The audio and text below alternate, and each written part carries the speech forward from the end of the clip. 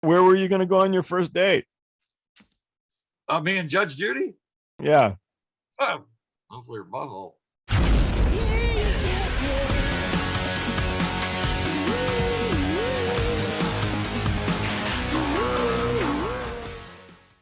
Glenn Steele grew up riding at Jeff Phillips Skate Park. It didn't take long for him to skate into the world of rock and roll.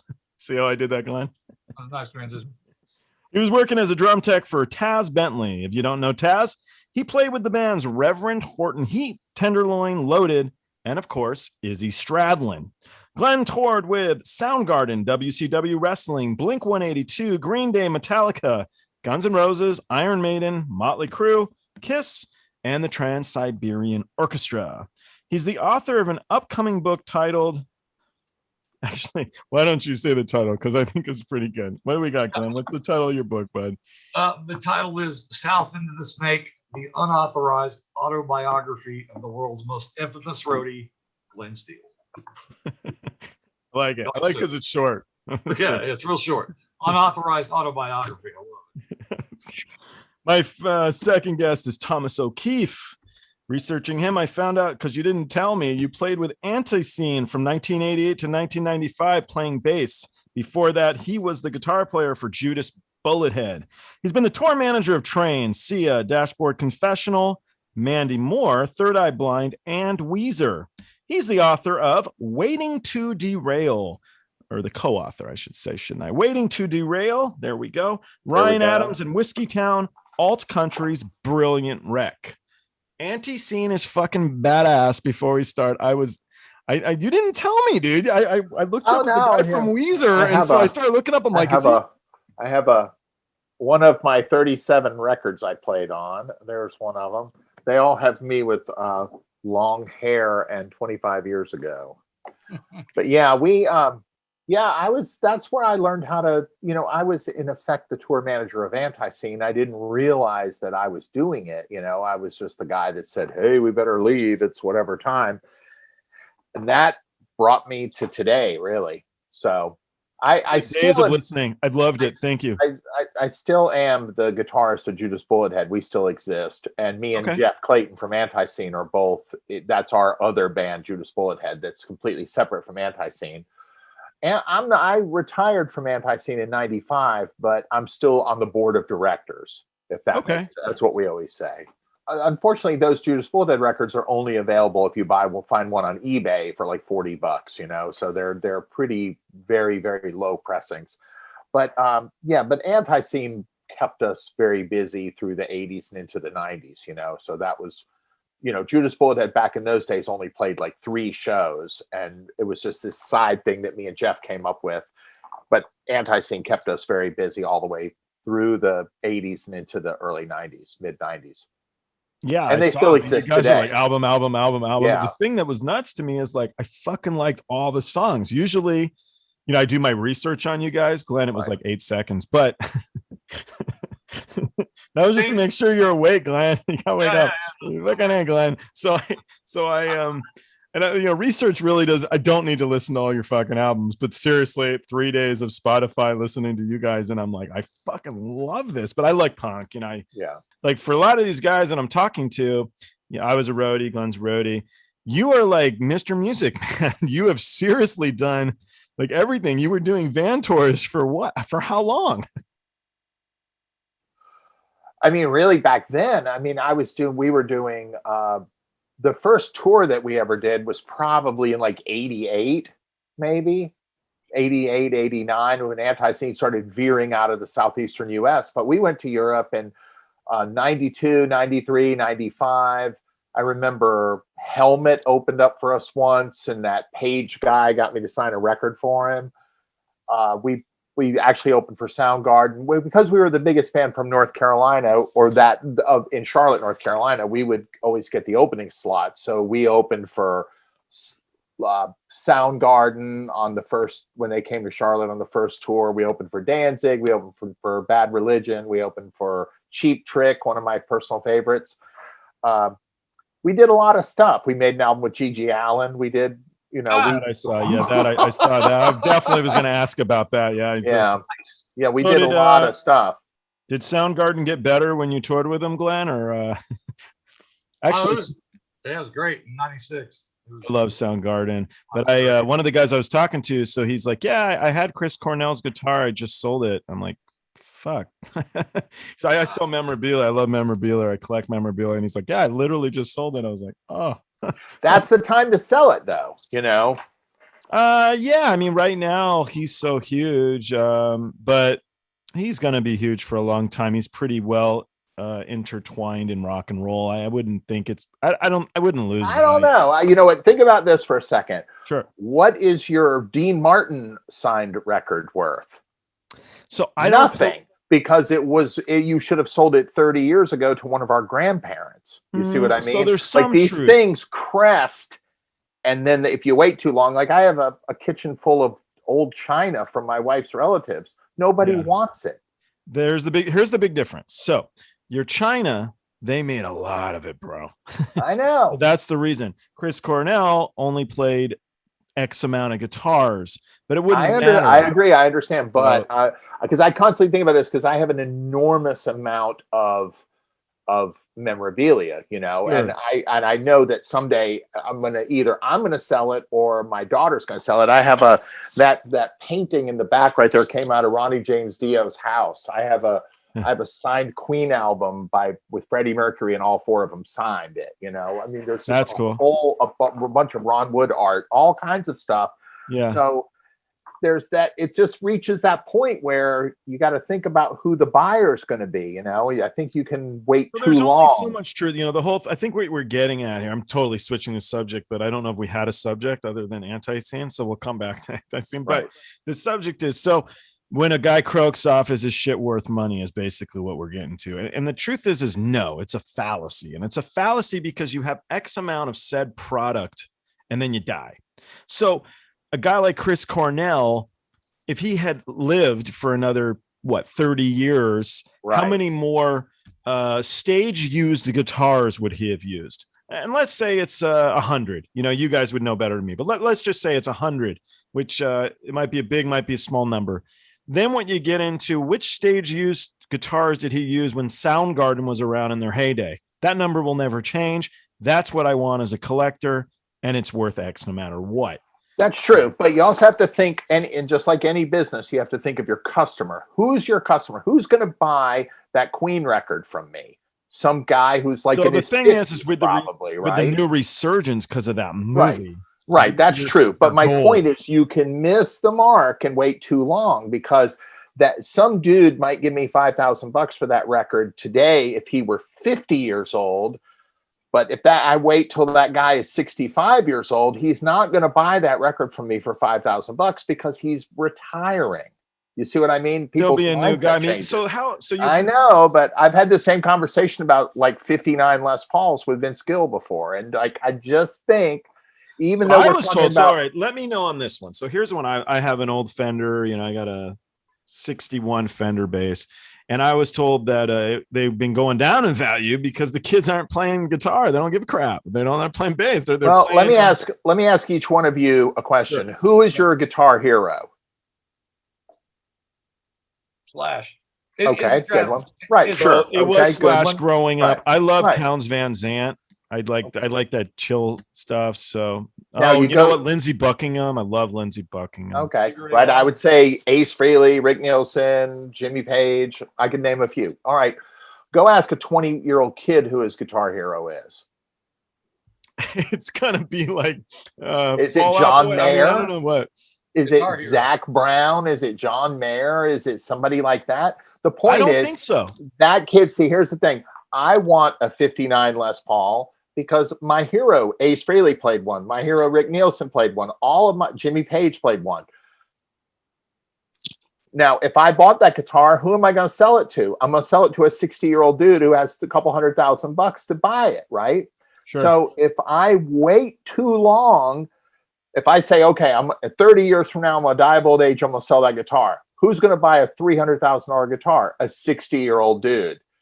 Where's that 60-year-old dude today? He's 30. That 30-year-old kid does not give a fuck about that guitar. I've spent the last 40 years wanting one. So he does not care. The argument is how many 59 Les Pauls are there now?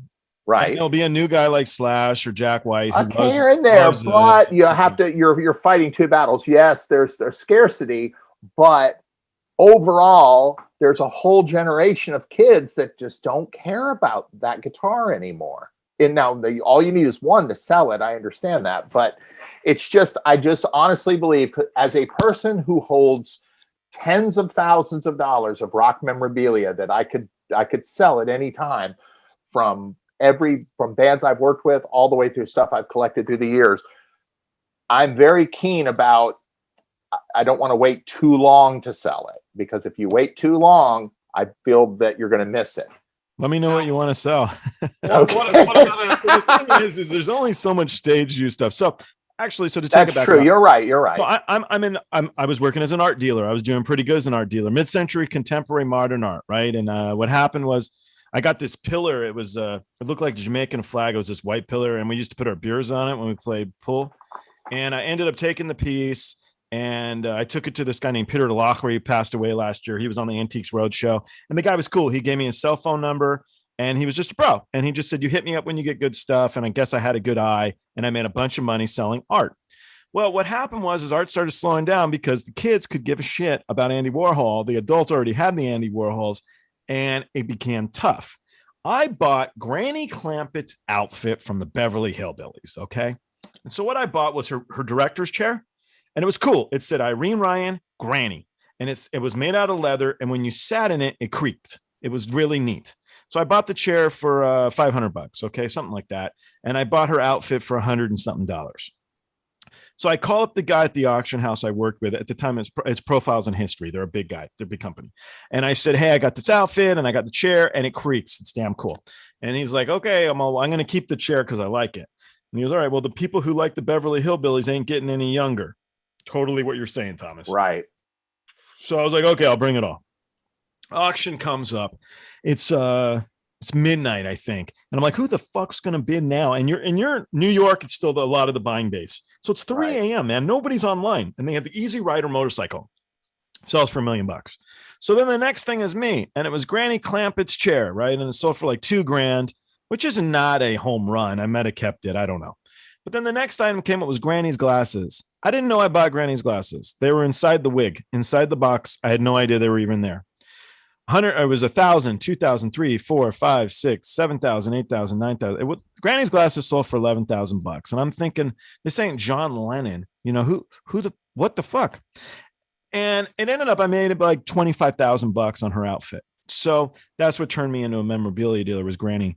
But I talked to a guy separately through eBay because he bought a few things for me. I had some trophies of hers that were insignificant. And he happened to be the underbidder on the glasses. And I asked him, I said, "It ain't John Lennon. What's the deal?" And he goes, "Well, think about that era. She completely created her character, by the way. Right. Other than Lucille Ball, you name me another person." And I was, oh, well, it's not really my deal. And I'm making excuses, but the truth is, okay, I get it. So that's what made that significant. There's always a buyer, but you can't have one buyer. You got to have two. You got to have two at least. But I mean, argue. I think that you're going to have I just think that there's an expiration date on some of that stuff. Well, or that's at least what he was getting maybe at, what I'm saying is it goes up, and it peaks. And then I'm not saying it goes down immediately, but it slowly tailors down. Again, the Dean Martin record. So Dean Martin, I think, would still say, okay, but if you go back to Bing Crosby, Crosby was the biggest guy of the decade. Right. And his shit's impossible to sell. Right. Well, and think about this. What's the best-selling single in the world? White Christmas by Bing Crosby. It's one of them. It may be the number one in terms of single. And like I said, if you had a signed copy of that record right now, what would you sell it for? You would get nothing for it. Now, 40 years ago, when our grandparents were alive, you could have sold it for a couple $1,000 probably. Someone would have paid a fortune. I just think the high watermark on some of these items and I think the same is true with cars. I think the same is true with guitars, anything that's collectible. I think the answer is easy. And the answer is this, it's the 1%. So, right. that this I said this on a different one, so we might cut this out, but I had a guy named Dennis. He owns a place called Off the Wall, and I just started working doing art. Actually, it wasn't memorabilia. I don't think. I actually collect a lot of Raymond Pettibone. I love Raymond Pettibone. If you don't know who he is, he's a Black Flag artist. And so I said to him, what do I keep? What do I sell? And he said to me, you get rid of everything because you have nothing worth keeping. And I thought he was the old asshole. And it was great advice. It was great advice because everything I had wasn't worth keeping. It's that top 1%. It's the Queen album. That's your highlight of everything you've got. Right. And so that's the one thing worth keeping. Get rid of all the rest of the stuff. And then only, let's say, own the Queen album outright. Right. And so I saw everything. I mean, I just got in 100, I think, negatives of Bob Marley performing in New Zealand that have never been released. And I own the copyright. Definitely for sale. Definitely. Because there's other stuff.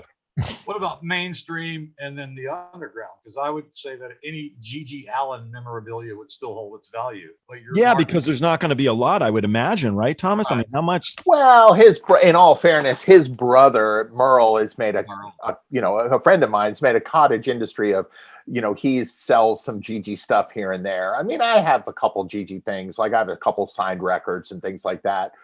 But and then, that's the thing is you just have to have, and that speaks to, you want to save this stuff. Like when I was sitting there in the rehearsal place with him in 1991, 20 years ago, 30 years ago, was I thinking, oh man, I'm playing in a band with GG Allin right now. Maybe I should get his autograph a few more times. You know what I mean? Right. I always say, his hands. Right. Yeah, exactly. Yeah. So sometimes I think, like, I save all my laminates and I save all my crap, and I have containers and containers in my garage that I've been battling with my wife for 20 years. Oh, I wish you'd throw that shit away. And I just save a lot of that stuff because I know someday I'm going to be glad I saved it, Yeah. But I also know that when I die of old age, my daughter's just going to take all this junk and throw it away or sell it. So maybe I'll sell it before that happens. Excel sheet. Make an Excel sheet of what stuff's worth, what you paid for it, why it matters. And that way it's just a blueprint of them looking at it going, oh, okay. Yeah, that's a great idea. And also you got to always buy something. You just the other thing, the reason to do it is insurance purposes. You have 100%. A record of it. So it doesn't take long, and it's kind of fun to do. It makes you feel good about it all, brings back memories and whatnot. So well, especially if it's going up, you know what I mean? I have a Ron Wood print right up there somewhere. There it is over there. It's right in that top left corner. And I paid $2,000 for that thing, and it's probably worth $8,000 now. But so you'd want to have that insured or make sure that it's I'm not selling that next week or anything, but it's just like you said, if you deal in good stuff, if you buy quality, it's always worth what you paid for it or more. You know what I mean? The 1%er. You need the stuff that people look at and go, oh, whoa. So, I've sold Robert De Niro's boxing gloves from Raging Bull. Wow. Really high-end stuff. But on the other side, you do pretty well by selling that stuff that sells for a couple $100. Feed the masses, you'll eat with the classes. And going through all this fodder, there's tons of stuff that you won't even know was gone. Right. So spend a few minutes, get rid of it, clear up that garage space, buy another Porsche or something. I don't know. Exactly. Put another bathroom on that house. Right. Exactly. House that you want to build. And right. I already did that. So I'll stick with another car. So working with GG Allin. Did he shit on you and stuff? I mean, No. He was 100%. The thing about GG that I think is misunderstood. Yeah. Now, he is a fucked up individual. You know what I mean? I mean, he came from a fucked up place. His dad made him go downstairs in the basement when he was a little kid and dig his own grave. Weird. Yeah. Fucked him up. You know what I mean? So I'm not a psychiatrist in any way, so I'm not suggesting where all this came from. But Gigi's ultimate mission was to have happen precisely what's happening right now. And that is, we are sitting here talking about him almost 30 years after he died. And that's what he wanted. He cared about. He didn't care about anything else. Anyone, you know, you could ask some layman that doesn't know about rock and roll, and they'd say, oh, Ozzy did this, or oh, Alice Cooper did that. And those guys didn't do shit compared to what GG actually really did. There's nobody, whoever is second place behind GG Allin is so far behind him, they can't even, you don't even know who it is. Are you bored working for Weezer? No. It definitely There's no like blood. Raised my bar. Yeah, no. Hey I mean, none do of this. Yeah. Hey, try this. No, there's none of that. But it definitely did. I've seen a lot of stuff that would really, you know, make a normal person probably cringe. And actually, a lot of that stuff I would see happen off stage. You know, I mean, I saw him play about 3 or 4 times, and he just. Going to see him live was akin to being in like a 25-minute long car wreck in slow motion. You know, it's happening, but everything kind of slows down and it feels like an eternity. I saw him play a show in Knoxville, Tennessee, in about a 1,000-seat room with about 200 kids there. The band goes on stage and starts playing, and they're just holding some chord like gung, gung, gung, gung, gung, gung, you know, playing this, whatever the first song is. GG comes running out on stage, and all he's wearing is a pair of cop sunglasses, a bandana, and a jock strap, and a pair of cowboy boots, and that's it. And before he touches the microphone, he grabs a pair of glasses off the kid on the front row, throws the glasses down, and stomps them with his foot. Then he starts singing the first song. About 3 or 4 songs into it, 5 songs into it, he gives himself an enema. He shits on the stage. He scoops it up, puts it all in his mouth, and stands on the edge of the stage and just blows it out like Gene Simmons, and he's covered with shit. Then he runs into the dressing room of all the little kid opening bands and grabs all them, grabs some girl, starts kissing her with shit all over his face. Then he runs in the crowd, hits people with the mic stand, the microphone, and then the whole thing's over in like 18 minutes. But it was like, for 18 minutes, you know. It's performance art. It's pretty. Art. I saw him once in Houston back in the day, and just like you said, about halfway through a set, he takes a big shit in his hand, and he just runs out into the house to the crowd, you know, and everybody's splitting like the Red Sea, except my buddy's girlfriend who was chasing butterflies. She wasn't paying attention, and he smeared like shit on her shoulder. Right? Just fucking freaks out. Oh my God. And my friend just started pounding GG, and he gets back on the stage and he's getting beat. He gets back up and starts singing, covered in blood and shit. And he borrowed the band's gear that night to play. So no, they always did that. That was their gimmick. What they did 2 things that were pretty amazing that from a touring standpoint. Number one, they always rented a van in New York. And they would always park the van 2 blocks away from the venue, because what would happen is he would get in a fight and beat the shit out of everybody. And then the kids would go outside in the parking lot of the club. They'd see the van with the New York license plates on it, and they'd destroy their van. So Merle and those guys would park the van like 2 or 3 blocks away and hide it. And then they would use the opening band's gear so they could just basically unplug their guitars and just run away if they had to. Out of all the shows that I've seen and done in my career, GG is like in the top 5. I mean, it was just not that many people had the beautiful opportunity to see a legend. A legend. For my favorite part of seeing him, one of the first times was I think it might have been that show in Knoxville. He does the whole show. He comes off stage. He's just covered. He's been punched in the face, you know, and he runs in the bathroom and he just takes a shower and rinses off. And he comes out and he's standing there naked and he goes, "Oh, that one was pretty good." Like, it just feel normal, you know, like, I thought it was a pretty good show. What'd you think? You want to go to dinner? You want to go eat? But then, see, he would have like 6 shows a week booked, but he would only play like 3 of them, because he would have show number 1, he'd get his ass beat, and then he'd wake up the next morning and go, fuck it, cancel the show today. So they'd cancel the show, and then he'd go on to city number 3. So his mystique almost got bigger and bigger, because half the time, if you were going to see him, there was a good chance he wasn't even going to show up, because he got beat up the night before. And don't leave out that his drummer, Dino Sex, is weirder than he is, you know? Dino Sex, you could write a whole book about that. I mean, he is 100%.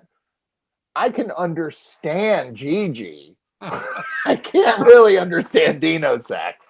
So, what kind of crap would he do? What's worse than rubbing shit all over well, yourself? he just was. He's a good guy, but he is a very unique individual. He would talk to you in almost a monotone voice and go, "Thank you for your hospitality, sir." You know, if he spent the night at your house, but then he couldn't leave the hotel till he stuck the Jim Beam bottle from last night up his butt, or he had to go back to the hotel and he left his colored his shoelaces that he had to tie around his dick before the show. Well, I have to have my shoelaces before we go on so I can tie them around my dick before we play. Like, that would be a different thing on the writer. Yeah, so is it different? Almost like a crazy, like OCD sort of thing. He slept naked. So if you came home one night and they were at your house, he was on your couch naked, sleeping, and he had a Lunachicks album cover that he slept with. I'm pretty sure they had pictures of him they gave to every bar owner and said, "Do not let this guy in." Like, I think he was pretty much barred from going to see them. I think he liked them a little too much. Yeah, but it's got to be hard to sleep with an album cover. It's like a paper square thing. Oh, it was all ripped up, but he's sleeping with that album cover. You get used to it. Like every night? You get used to it. Yeah. Yeah, that's creepy shit, dude. Yeah. It was kind of weird. So, I mean, I understand why GG did what he did, because he wanted us to be talking about him the way we're talking about him now. You know, he wanted to be that guy that really did the stuff that we all thought Alice Cooper did, or we all thought Ozzy or whoever did. Well, he was real young, right? I mean, what did he died at? He what? was 38. Yeah, 38. Yeah, he died of a heroin overdose. I saw him about a week before he died, because he used to come to Charlotte, where we were from, where Antiseen was from, and he would vacation there kind of and come hang out. I'll tell you the best story, and it's actually, even though it's not a Ryan Adams story, it's in my book. When I was playing in my band in the early 90s, around this same GG time, our singer, Jeff Clayton, made a VHS cassette of like 30 minutes of all these GG Allin shenanigans, right? And it's like a best of tape, right? It's like 30 minutes long on VHS. And it's like GG sticking hot dogs up a stripper's butt and eating them, GG throwing up, GG jacking off. Just this, it's super X-rated. It's hard to watch the whole thing. It's like 30 minutes long, right? So we worked at Jackass on heroin. It's like a super uber jackass. It's GG's most disgusting things, one after another. Hard to watch. See, that's memorabilia worth keeping. Right. He has this. I'm really glad you guys were astute enough to chronicle this. Right. He put it together, but he did it on purpose, because here's what he did with it.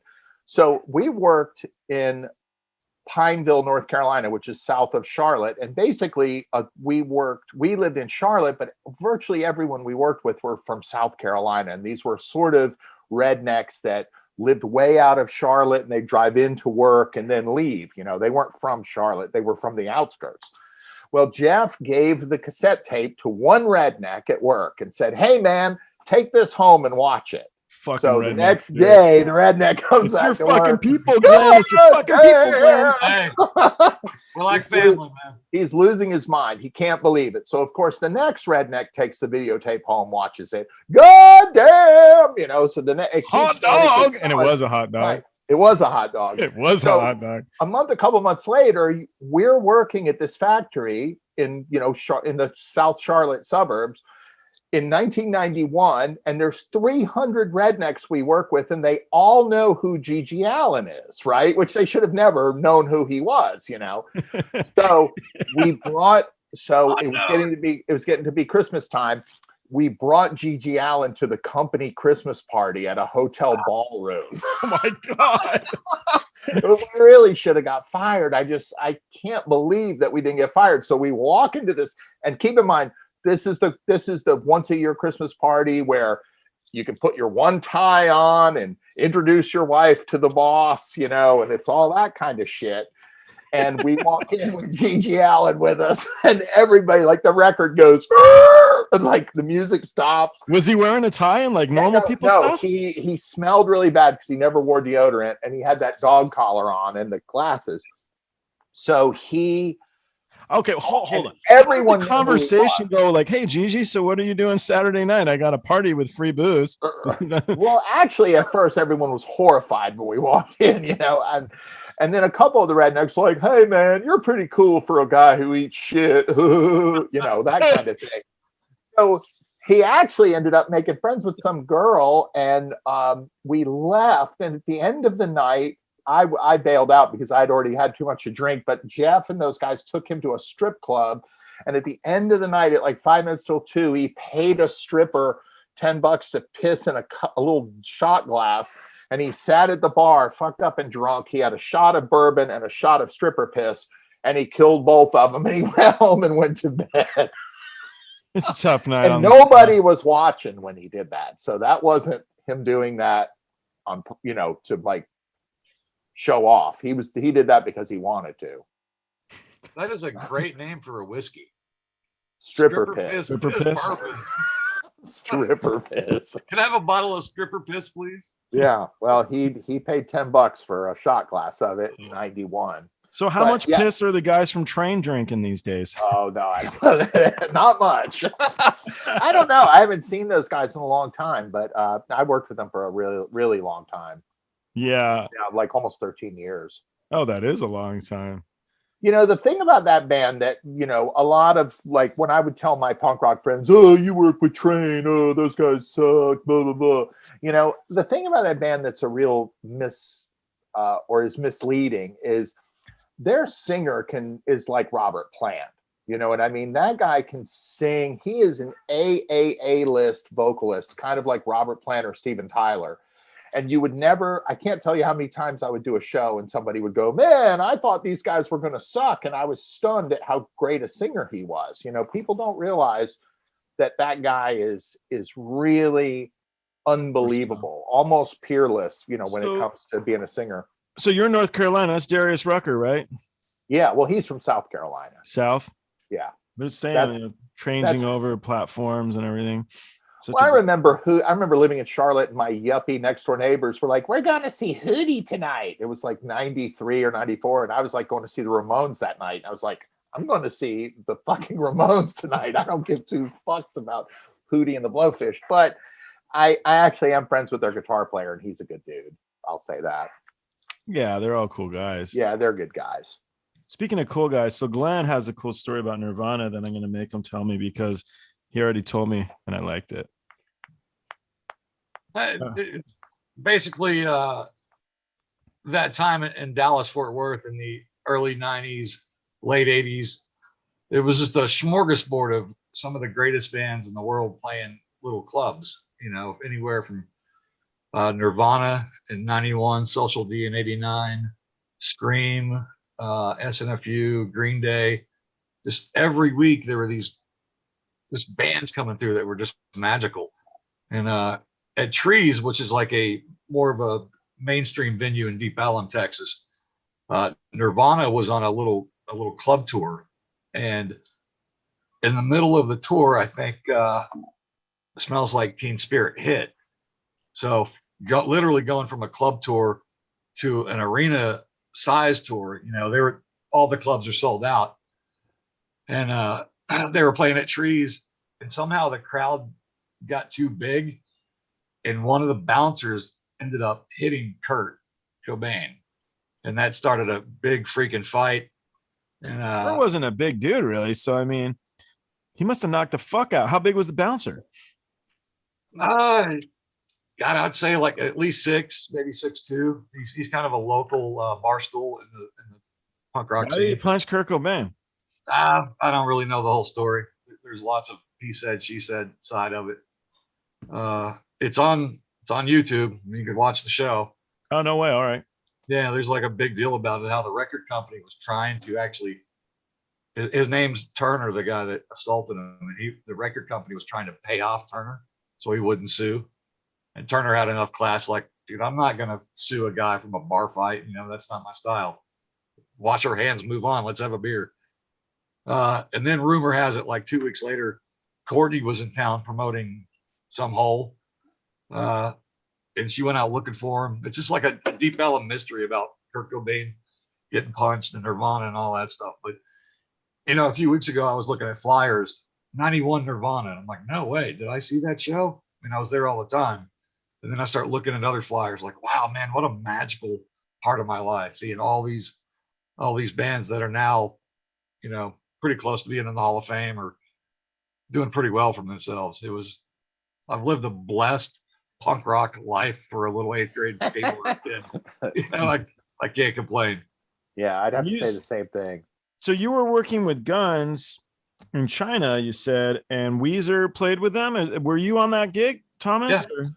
No, I didn't. I started with Weezer in 2015. So I've been with them about 6 years. So it must have been before me. Weezer just keeps getting bigger and bigger, man. What was that song they covered recently? It was Faith No More, right? Didn't they cover that?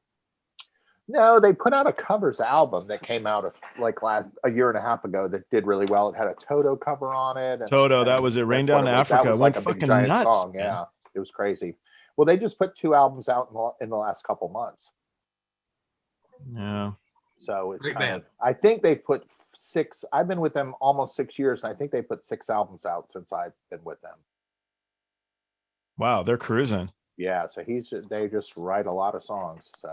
So how much shit do you have saved in your bin? How much GG Allin poop do you have in your bins in the garage? It's just a big surprise to me. The family doesn't want to go through your garage. Yeah, no, I don't understand. I mean, if you had sons, maybe. I had a really good picture. They just re-released the album that we did with GG that's like on some kind of weird black vinyl. But like this one, there's only 66 of these records on Earth, and this is that's 20 of the 66. So how did you get it? Well, I called Jeff. It was I played on that record, so I mean, I got a couple of them for free. I don't know that I have that much GG stuff. I have a lot of Whiskeytown Ryan Adams stuff. I have a lot of Train stuff. I have a lot of. I read up a bit. I read up a bit on that because of the book, and I figure we should talk about your book because honestly, it seemed really good. You got like killer reviews from so many people, man. I mean, yeah, I was lucky in that. The thing I learned about writing a book, and someone else I've read. Taking notes, Glenn. I think this is important, dude. If you're going to be the most famous roadie, you fucking got to take notes.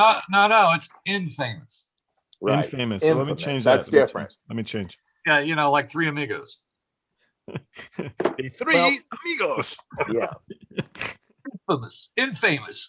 Hey, look, shut the fuck up, Glenn. We're talking about Ryan Adams. I bought my ring. It's really important. Sorry. Let me sell my first real 6-string. Right. No, so sorry. So you started. How did you meet Ryan Adams? How did the story begin? Well, I was a tour manager. I quit playing in my band Antiseen. I tour managed a couple bands. I lived in Raleigh, and quite honestly, Whiskeytown had a man. It was from Raleigh, and was based there, but their manager was based in Austin, Texas. And so they really wanted to get a tour manager who lived in Raleigh so they could basically call and say, hey, go wake him up and tell him to get on this phone interview. They needed an adult on the ground in Raleigh. So had I lived in Charlotte or some other city, I probably would never have gotten the job. But the thing about writing a book that I realized while I was doing it is if a book is going to be really great, the right person has to write it. You see what I mean? And I was in the one thing that I'm not saying that I'm the best author in the world or any of that stuff, although I worked with a co-writer to help me an awful lot. But I saw Whiskeytown play 174 times. There's no human being on the planet that saw that band as many times as I did. That is a statistical fact. And my memory is way above average to be a 57-year-old punk rock dude. You know what I mean? So I was able to really remember all of it. And I felt like if I didn't write it, no one else was going to be able to write this. Because I actually, after I wrote the book, I went and spoke to every single person that was in the book, every member, every bus driver, every record company person, every single person. Of course, I knew Ryan would not talk to me, and I called him last, and of course, his lawyer said no. But when I talked to all those people, none of them remembered anything. Like, really, even when you told them the stories, they still didn't remember it. They're like, I can't believe you remember that. I can't believe you remember that. Like, if I had not talked to all those people, that book would have been 98% still the same book. That's amazing. And were you keeping notes so that you would No, remember? it's all in my brain. But I have that kind of brain. I can remember I saw Journey on October 20th, 1981. I can remember I saw Ozzy with Randy Rhoads on August 1st, 1981. Were you with a chick with Journey and you were with your buddy on Ozzy? No, I was with my sister, but my point is, I just, for some fucked up reason I don't understand, my memory is is still, thank God, is really, really, really good. So I just figured I better write this down before I get too old and forget it, because if I don't do it, who else is going to do it? So it's because of the book, and I read up on him, but that dude had a fucked up childhood too, man. This was no walk in the park for that guy. Well, he's a young guy. He's a young genius. You know, the guy is 100% the real, and I'm not throwing that term around lightly. He's 100% like a savant genius. You know, he could sit there. You could give him a title for a song, and he could hold his head to his forehead and go, "Okay, here it is. I got it." Like one night, there's a story in the book where I'm sitting on my couch. He comes home at 1 a.m. He goes, "Man, let me show you this song I just wrote." He picks up an acoustic. He pulls out a napkin, lays the napkin on the table, starts playing this song that's unbelievably good, like as good as anything you've ever heard from anybody, right? Not okay, unbelievable, undeniably good. So he finishes the song, and I go, "God damn, dude, where did that come from?" He goes, "Oh, I just wrote it like a half hour ago." Well, where were you? And he was like, I was just sitting at the bar writing this song. And I said, "Well, what guitar did you play?" He's like, "I sang the song in this side of my brain, and I played the guitar in this side of my brain while I was just sitting there." Neat. So he could just sit there and conjure up songs. So what was the song? After another. I mean, there were so many, I can't remember. What was the one that he came back and he wrote it and played on the napkin or whatever? I don't even know the name of it, because there were 50 other ones just like it. I think the song was Glenn Steele's "My Hero." That might have been it. He wrote a song. One time I said to him, let's write an alternative rock radio classic, like a Foo Fighters song or a Stone Temple Pilots song or something. And he said, "Give me a title." And I said, "The song is called I Don't Want to Be Like You." He put his finger to his forehead for 3 or 4 seconds. He goes, "I got it." He played the whole entire song all the way through, and it's just as good as Monkey Wrench by the Foo Fighters. Huh. And he shit that song out in 4 seconds. Yeah, pretty amazing. Now, he doesn't know where Chicago is on a fucking map. He was mad when we got to Aspen, Colorado, and there was a ski resort there. Like, who doesn't know that? You know, he thought cats take 9 months to be born. So you're the tour manager? Like, are you going out and getting him like fucking pot brownies at 4 a.m. and stuff? No. We were living on a bus, and we were all broke back then. You know, this was a much different period of time. But I think most people are like this. And if you're a little bit better at something, you're probably a little bit worse at something. And Ryan's like this. So if he's really good at it, it's like genius level, but he's equally incompetent with subject matter that he doesn't know anything about or care about. So he honestly, that's the big issue. I think it's what you care about. He thought Chicago was on the Gulf of Mexico one time until I showed him on a map where it was. Like, we were driving to Chicago and we were at Lake Superior. He goes, "The Gulf of Mexico." And I was like, "Dude, what the fuck? Do you have any understanding of like 4th grade geography?" But did he write a song about it? No, he could have, though. So when you worked for Mandy Moore, was it just random, or did you get that gig because of him? No.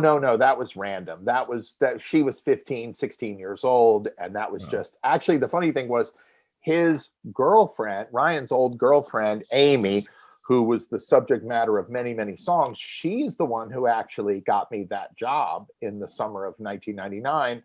And then, of course, Ryan ended up marrying her down the road. But that's all just kind of a coincidence. Huh. So I was out on tour with Mandy Moore in 1999. Ryan was living at my house back in North Carolina, but I did not cause them to meet. I was just a coincidence, sort of. Now, have you ever worked for an artist that their parents are involved, but their parents don't really have a ton of experience?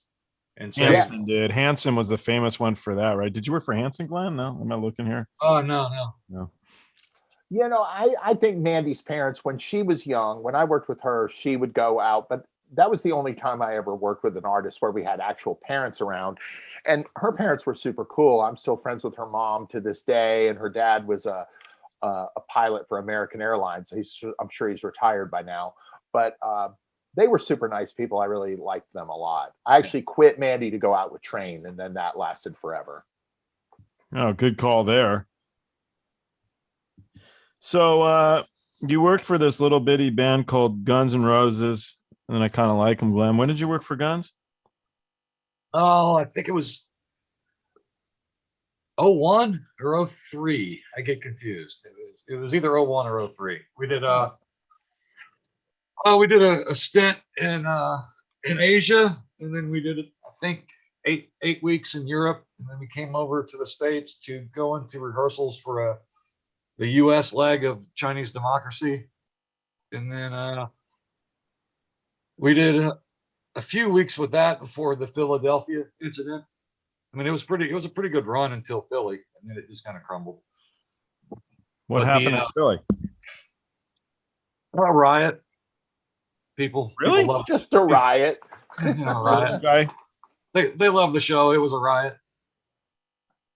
I don't really know all the gossip that went on, but a riot. right before Christmas, it was great. I used to be like really into music until I actually started working in the music industry. You know, big AC/DC, Guns N' Roses, and after working in it, it's just a job, and I hate that it's gotten to that point for me. So I'm classical music. That's pretty Well, much all I I listen to. explained what you did. You made the same mistake that we all made, and that is you took your favorite thing in the world and you turned it into your job. Right. So now you don't have your favorite thing anymore because you've turned it into your job. So now you got to go learn how to play golf or do something else. Exactly. Because most people do not have the problem that you just perfectly described, because most people do what they want to do for their hobby and they love, but their job is something else. We took what we loved and managed to make it into our job, and now we're fucked. So will you go to a concert? You know what? Yeah. You don't go? I'm no. I go, but here's where I go. See, I have a very hard time differentiating between, like, I'll give you a great example. Cheap Trick, one of my absolute favorite bands. Have you heard of them, Glenn? What's that? No, I think they opened up for Nirvana. Yeah. Anyway. So, I can go see them, and in my mind, even though the band I work with is bigger than they are on the grand scheme of things in terms of. Wow, way to showboat, Thomas. Whatever. Yeah, exactly. Antiseen guy's a dick. Yeah, he's a dick. So I'm just saying. I can separate it, because I guess what I'm trying to say is this: I can go see the bands I loved when I was a kid.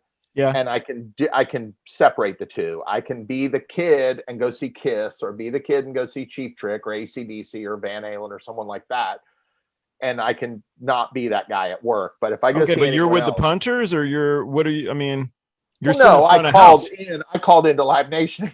Yeah, so you're not that kid, bro. No, I'm not. Front of house sitting next to your buddy. No, I did that for years, though. I did that 40 years ago. I'm too old to do that now. I'm not going to stand on the barricade.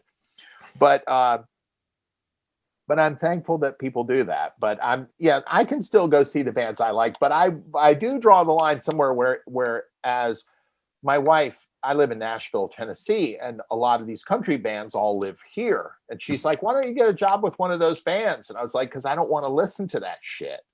So I'm never going to spend any of my time working for a band that I don't like. Because so what was your favorite Mandy Moore song? Well, Candy, of course, the first single. Good. That's the only song. Just checking. But that was 20 years ago. I'm older now. So today, I'm telling you, I won't. Any band I work with from now until the day I die of old age, it's going to be somebody I like, or I'm not doing it. So, you know, all joking aside, so my shtick was that I ended up working for Guns N' Roses. They were my favorite band growing up. The opportunity to work for them was fucking cool. And then after that, I felt like I had got what I wanted out of being a roadie, and I didn't want to tour no more. And I did tour after that, but my heart wasn't in it like it had been. I think there's something to say about that. And I think it's the same as other guys, like where you're doing that suit and tie job, which we might not be very aware of, but doing that job for a band that you're like, I hate this crap. And I just wouldn't do it. Now, I never did it. I was fortunate that I liked all the bands that I was with. Yeah.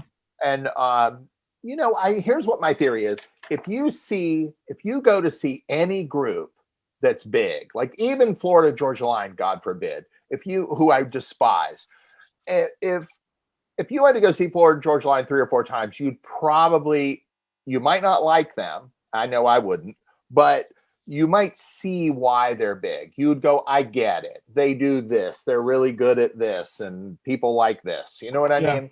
Yeah. So I think if you see any band that's big, if you went to go see Britney Spears 3 nights in a row, you'd be like, yeah, I get it. She's really good at this, blah, blah, blah. It's not my cup of tea, but, you know, whatever.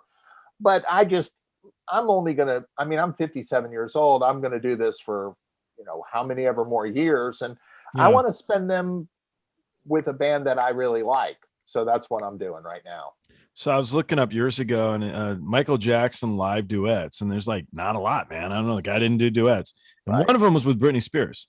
Right. So she's a kid, you know, she's, I don't know, 18, 16. I don't know. She's young, so young girl.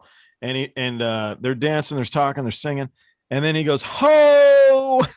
And she turns around and walks to him for the first time in the performance. And I'm kind of like, well, that timing was very off. Awful. Well, we did shows with her. We used to see her around because in 99, when I was touring with Mandy, we were opening for NSYNC. Oh, I worked for NSYNC. Oh, did you? Oh, yeah. What year was music that? Video pop. So what year was that? Oh, shit. 2000, something like that.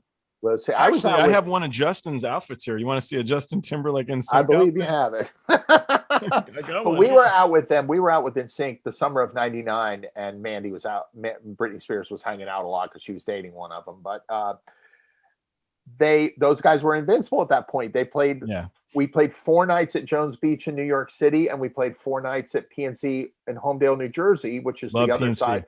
So that's 8 New York City shows that were all amphitheater shows, and they were all sold out. Pretty crazy. The NSYNC guys were real cool too. When I was a kid, I remember they were really nice guys. Everybody was all right.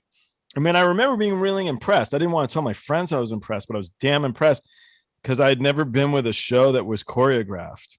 Yeah. And those fucking dudes could dance, man. Well, that was all perfectly spelled out, you know. I'd never done that before. I'd been working for like Stone Temple Pilots and Guns N' Roses. So it was a total different way of looking at the beast. And I was blown away with how talented they were.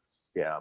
No, again, like I said, you go see somebody that big 2 or 3 nights in a row, no matter who they are, and you're going to see why they're big. You're going to get it at least. You might not become a fan, but at least you'll understand it. But I remember you're a lighting guy, right, Glenn?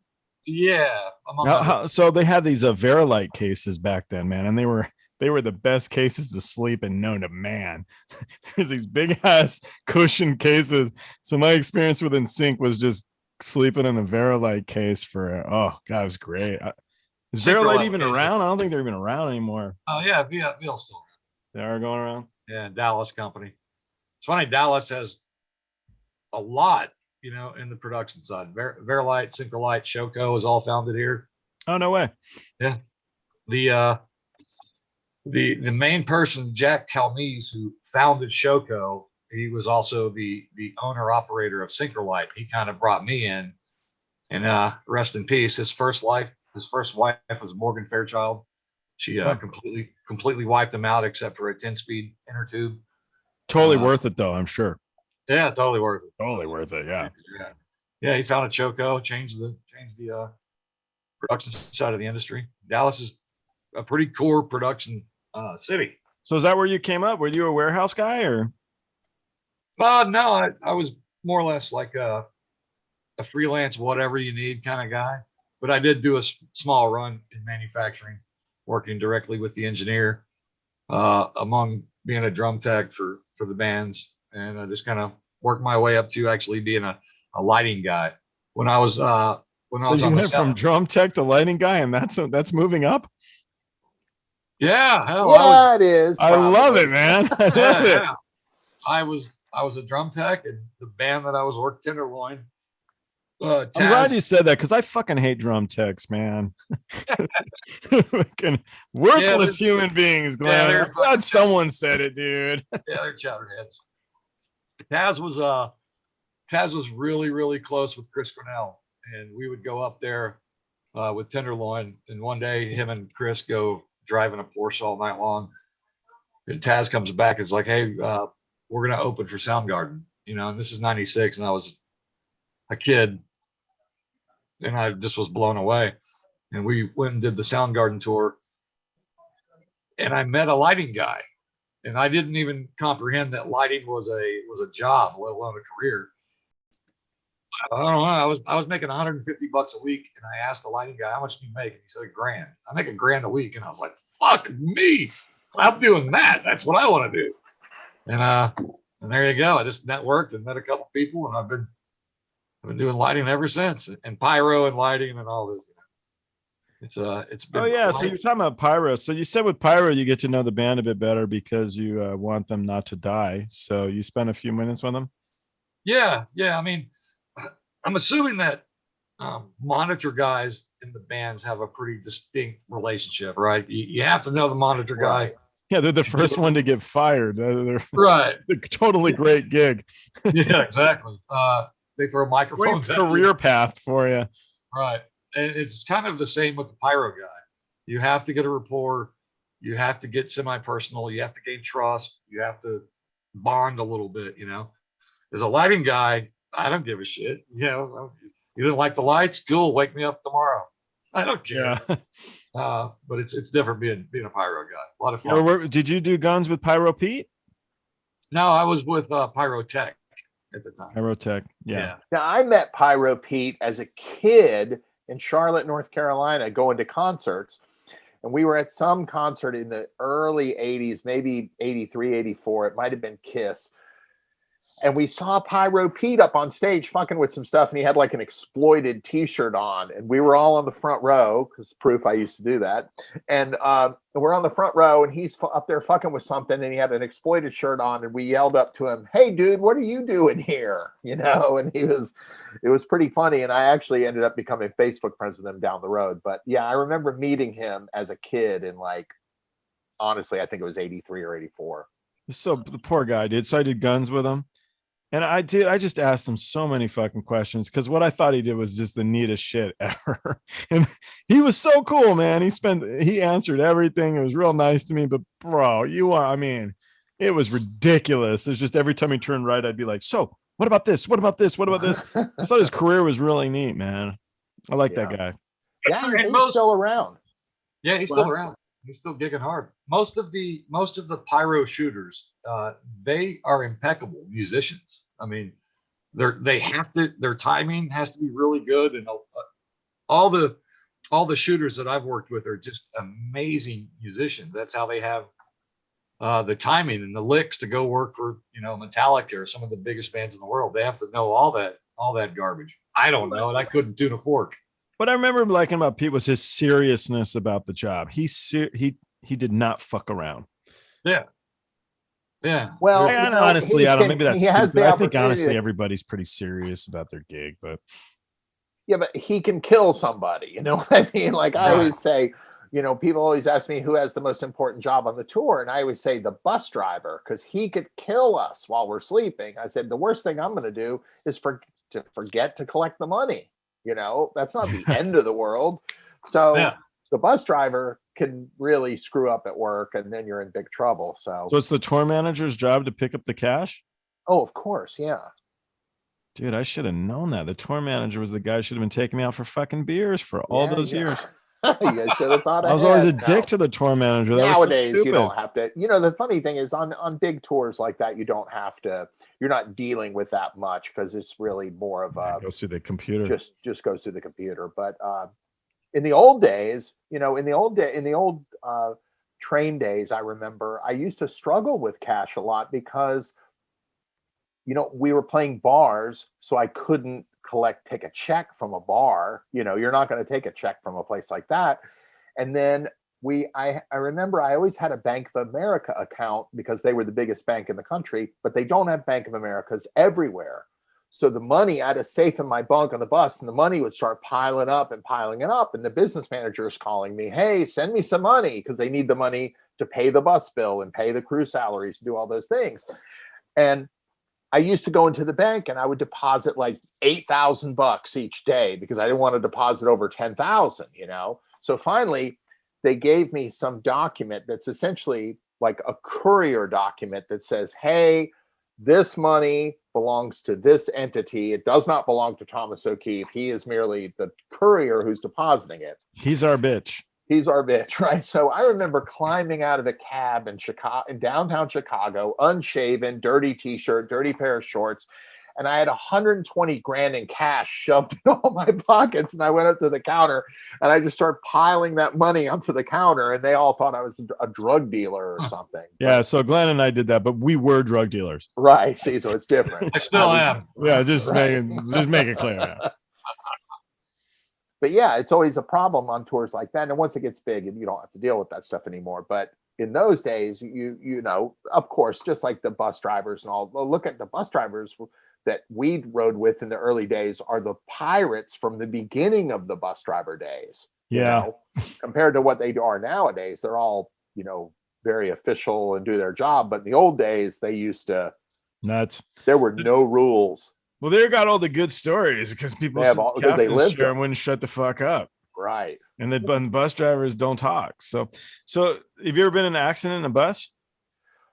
No, our singer has been, but that was before me. But no, I never have, thankfully. I did have a bus driver one time drive the bus over one of those humps where the railroad tracks are going over, and he drove the bus over the hump and it got stuck, and he spent about 45 minutes trying to get the bus out. Didn't wake us up to get off the bus while the bus was stuck on the train tracks in Fayetteville, Arkansas for like 45 minutes. But did you fire him?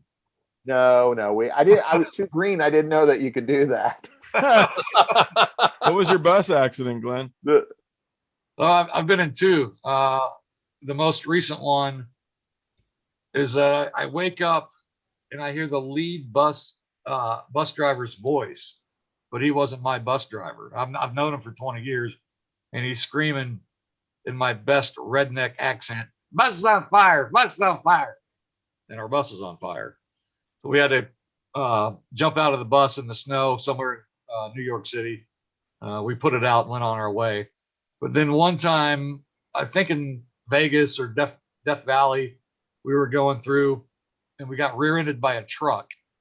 And in my dream, right when we got rear-ended, the Kiss drum set fell off the forklift. That's what I was dreaming.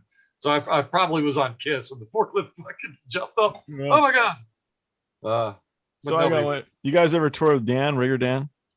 Oh yeah, rig hard, buddy. Rig hard, my brother. Hard, so we got into a bus accident. No, the Godsmack bus got into an accident with some young couple, and Dan ended up taking the girl to his mom hears this shit, so it's probably bad, but I'll talk to her about it. But the girl ended up in the back lounge with Dan, while the dude sat in the front lounge and drank beers with the crew. And it's because the bus got in an accident with their car, man. Oh, rig hard. I'm mad. Yeah. There was another one where the bus hit a fucking deer. Oh, Jesus, man. That one I don't remember. Everybody woke up and they're like, how could you sleep through that? And I'm like, it's because you guys work me like a fucking slave. That's how I fucking slept through it. Yeah. But those old bus drivers, I had an old bus driver named Uncle Donnie who's in heaven now. And when I first met him, he spent the first 45 minutes explaining to me how he ripped off the band before me. And I'd never rented it. It was the first bus I ever rented in like 1997. And I'm standing in line with him at a truck stop somewhere in like the middle of the country in Texas or something. And he goes, I'm standing right behind him with like a Diet Coke and some cigarettes or something in my hand. He has no idea that I'm right behind him. And he goes, darling, can you give me an extra fuel receipt? I said, so what he was planning on doing was writing a fucking fake fuel receipt for $200 and taking $200 out of the float and keeping it. That's the old guard right there. That's the way to do it. $200 from me. And I said, Uncle Donnie, I'm right here. I'm right behind you. And then just give me the $200. And he sees me and he goes, sorry, son. But I knew that's what he was doing. He was like a combination of like, he looked like David Allan Coe and he talked like Foghorn Leghorn. So every sentence was, son, let me tell you something, son. Let me give you some lessons. Yeah, but he would, he had a giant, he'd dump a vial of cocaine out onto the table and just do like 2 or 3 lines and head to the strip club. So I remember the days where you get the rock doc, it'd give you fucking 1,000 Vicodins. Yeah. I think those, could you imagine going to medical school for 8 years and then becoming a doctor, but then you're just going to give some dumbass a fake person, you know what I mean? Like, some shit. I don't understand. Right? I don't understand that, but I know that. Remember from the rock docs, I'd go in there and they'd be like, so what's it like working for the band? I don't know. I'm really sick. I don't feel good. Yeah. Here you go. Here's a Z-Pack. You'll be fine. So listen, tell me about so-and-so. My back really hurts. Yeah, I really could use, my back is really hurting. Yeah.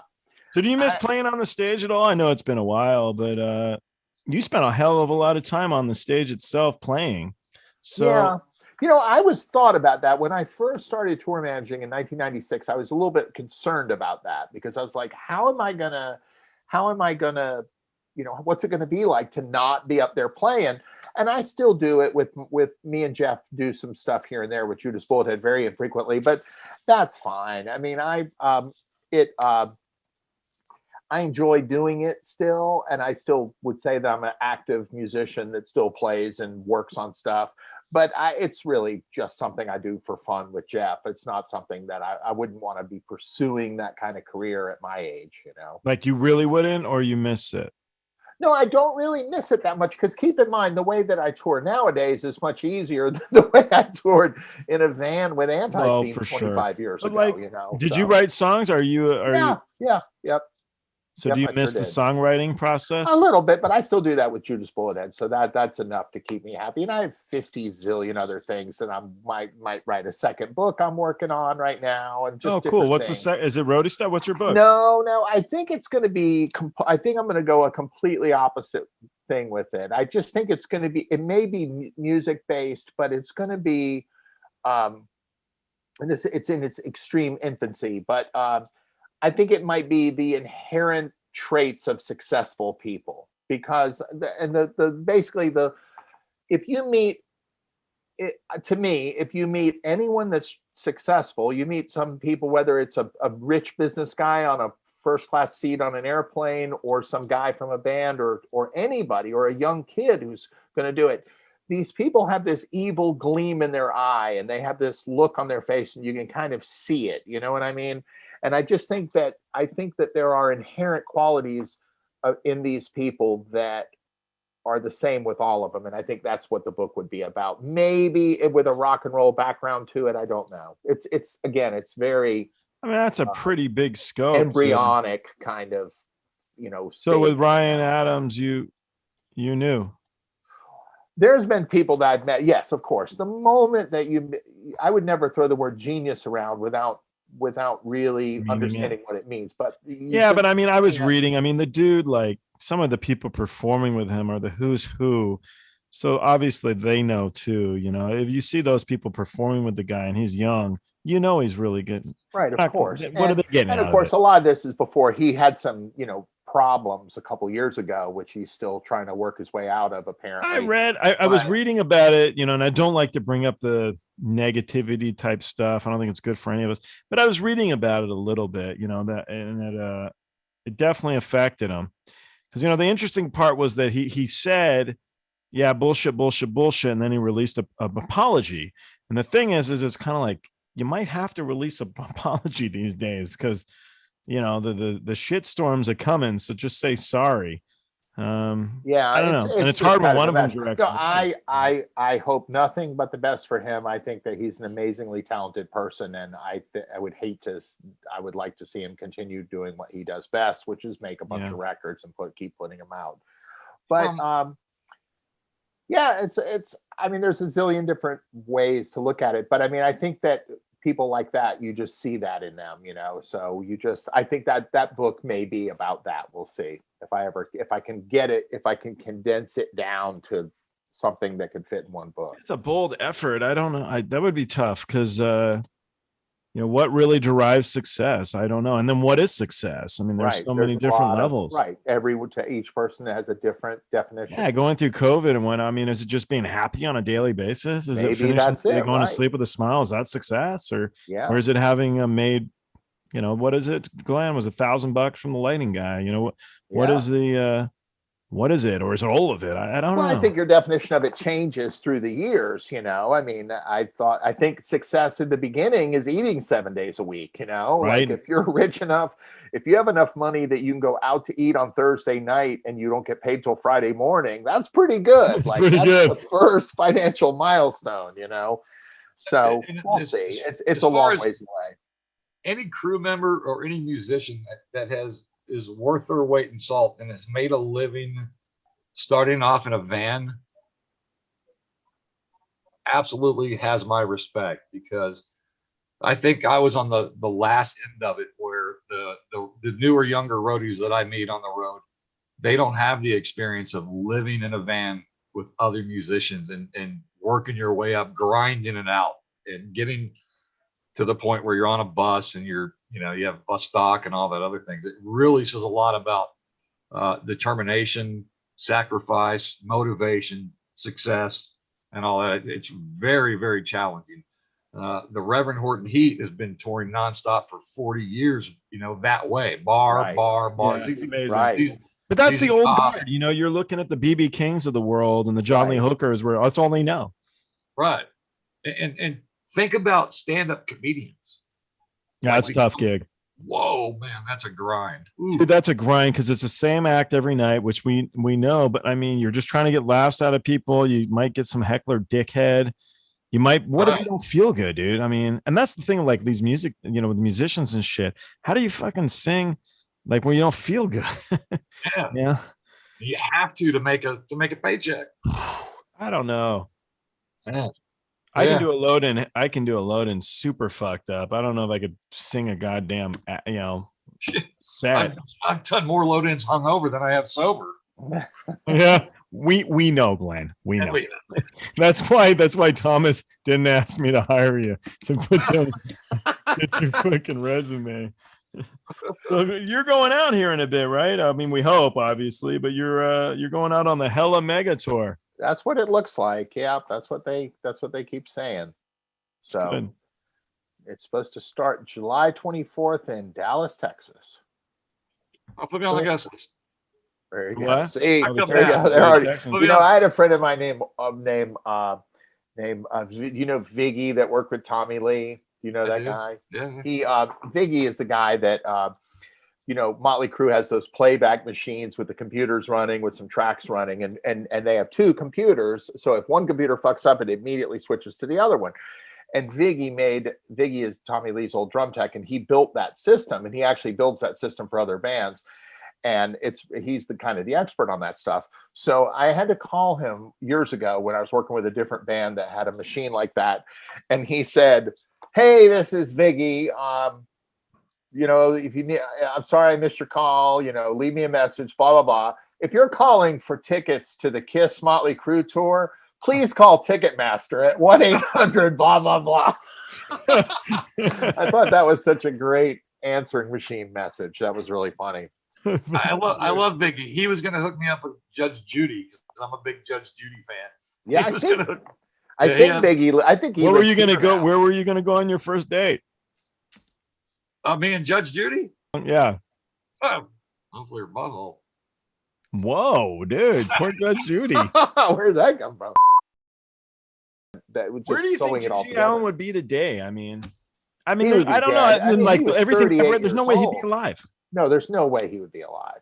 I mean, He was 38 years old. He had a shitload of money on him. He died of a heroin overdose because, you know, he had bought some heroin up there in New York after he played his last show. But he would have, you know, there was always this talk about how he was going to kill himself at a concert. Right. And he was in for jail years. Halloween night.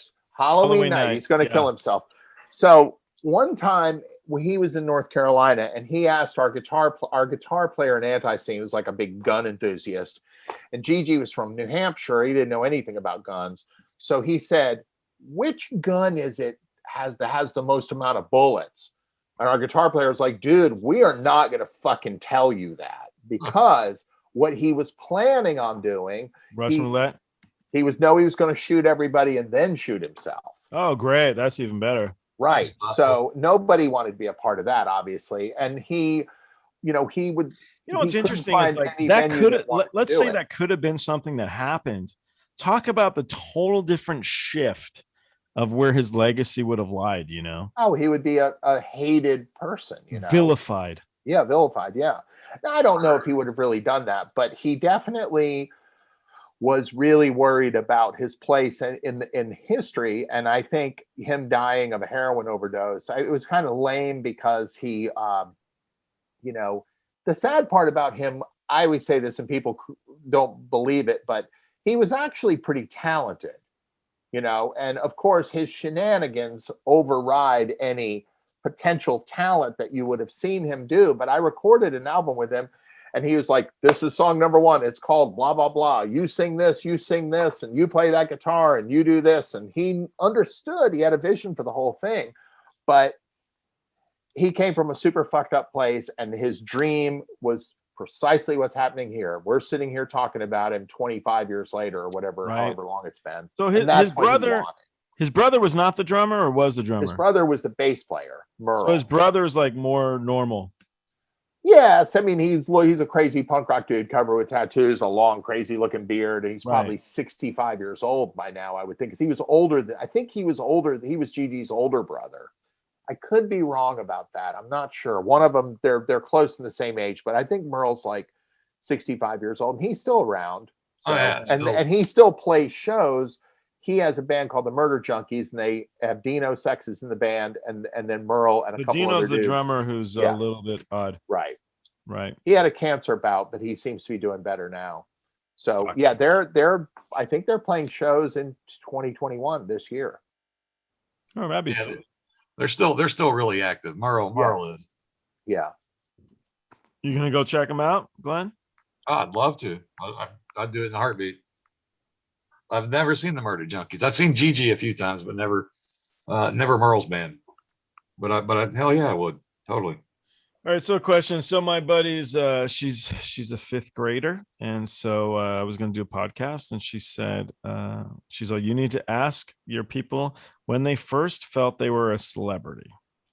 And so I think it's interesting. Remember, it's coming from a 5th grader. So I think the overall idea would be, when was the first time in your life that you felt successful? You felt success. Maybe you felt like a celebrity, but you felt like something was spot on, and you smiled from ear to ear. What was the event that first comes to your mind that made you feel cool? That's a tough one. For me, it was go ahead. On Blink 182, they had a big opening pyro gag, and that was kind of like the main gag through the tour. And at some point on the tour, MTV wanted to come interview myself and the Shooter as far as the production pyro guys. We were kind of like the main ticket as far as the production. So that was kind of a big deal for me, even though I completely messed it up. Okay, I love it. I don't have a filter, man. I don't have a filter. Thomas is definitely not hiring you. Right. You don't hire me. That was not a resume This builder. has been an interview, and thanks for coming. No. I love that. I think that I would say, if I had to answer that question, I would say I have a very vivid memory of being playing with Antiseen in Munich, Germany in 1995. And I was on stage and I was playing a song that I wrote. And while I was playing that song, I looked down and I saw this kid singing along with every single word, like he knew the whole song. And during the 2.5, you could play those songs. We'd play those a million times. So I could like play the song and think about something else. So during those 2 minutes while I was on stage playing that song, I thought, wow, isn't it amazing that I hummed this little tiny part of this song in my head, and I was driving home from work in Charlotte, and I played it on the dashboard of my car, and then I ran home and I picked the guitar up and went da da da da da da and played the song. Then I went and showed it to my guys at band practice when we were making another record, and we're like, hey, I got this. Da da da da da da. We turned it into a song and we recorded it, and it came out. And then here I was, a fourth of the way around the world from North Carolina in Munich, Germany, and some kid that I will never meet is singing every word to that song. And I thought that was fucking amazing. And I still do think it's amazing. And it makes me realize that if anybody gets in their car and leaves their house to come see my band play, or the fact that people come to see anybody's band, it's an amazing thing. And I appreciate all of that. You think you So get that I mean, it's the tough without your I kinda guitar realized player, that. but would you guys do an Antiseen tour again, or No, Antiseen still exists no? with But the new guitar player. with you. Well, I'm not. They have a bass player right now, so I wouldn't go play bass guitar. If they played around here or somewhere, I would show up and sing a song with them or do something like that. But no, there's no place for me in that band, as they are an active band Right. with members. I'm not going to push one of those guys out. No. But I'm just saying, would you have a Oh interest no, of doing it? I again? love all of that. Yeah, I mean, I'm proud of our whole pile of work that we did, and we were one of the grunge rock bands that didn't get to be famous. My drummer of Antiseen went to go see Nirvana play on the Nevermind tour when they were playing a club in Chapel Hill, North Carolina, and he was wearing an Antiseen shirt, and Kurt Cobain walked past him and said, "Dude, Antiseen," and he goes, "That's my brother's band," and then Kurt Cobain grabbed him and took him in the back door of the club and let him in free. That's fucking cool. So And what were you saying, Glenn? There was like 25 people at the Nirvana show you went to? Yeah. Club Access in Fort Worth, 25 people. well, they played on that tour. I'm gonna take a piss now. I saw you do it, Glenn. So you two chat for 2 minutes, but I'm dying. Yeah, they saw those guys. You know what? The Nirvana played the Milestone in Charlotte to like 37 people on Bleach, and of course, there's probably like 45 people that claim they were there. But right, you know what band I loved from Dallas in those days was Trippin' Daisy. You remember that band? No, I loved that band. I thought they were really, really great. Trippin' Daisy, the Agitators, Hagfish. I mean, Dallas. We used to play Antiseen in the early 90s. We played the Orbit Room. Yeah, buddy. That's pretty much my birthplace, man. Wow. Yeah. I remember playing the Orbit Room one time. I had to piss so bad that I ran underneath the stage and pissed on the floor of that dressing room. I got to go do that too. I'll be right back. All right, buddy. Well, I might as well too. Shit. The little roadies room. Right. Sorry, I had to do the same thing. Dude, I was dying. It's funny because I've done it a few times now, but the truth is, it's kind of good because it gives the two guys something to talk about without me coming up with stupid shit. So it's been good. This guy's a good guy, though, man. He's a good dude, Glenn. Yeah, I'm surprised I never met him before. That's so odd. The thing about it is, I worked for the same band for 13 years. You're so lucky, though. It's such a good lucky thing. in a sense, but it's great because, yeah, you have stability and blah, blah, blah. But you know what? So the upside is that, I get paid and blah, blah, blah. But the downside was every time I had to hire somebody, it was always a bitch because I knew, Train never opened for anybody on my watch. We were headlining from the time I started with them in 99 all the way. The next time they opened for somebody was like, 2010. So for like 10 years, with maybe only one exception, we never opened for anybody. So when I would have to change out Crüe people, I would really be at a disadvantage because I didn't know as many people. I was going to ask. I totally what I mean? understand. What's the problem? Yeah.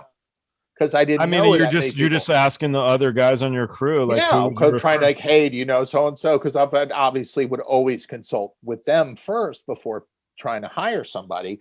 But I remember one time with Train hiring a production manager, and the guy was out there for like 2 or 3 days. I was like, he was so overwhelmed and so drowning, and wasn't up to the job. And I was like, dude, why did you take this job? You know what I mean? Like, I remember I got called by some manager guy in the spring of '99, right after I finished with Whiskeytown, to tour manage Kid Rock, right at the time where he was doing I Want to Be a Cowboy, and the thing had blown up and it was going into arenas. The biggest tour I had ever done before at that time was fucking one bus and playing Trees in Dallas. You know what I mean? If I had taken that Kid Rock, I was smart enough to say no.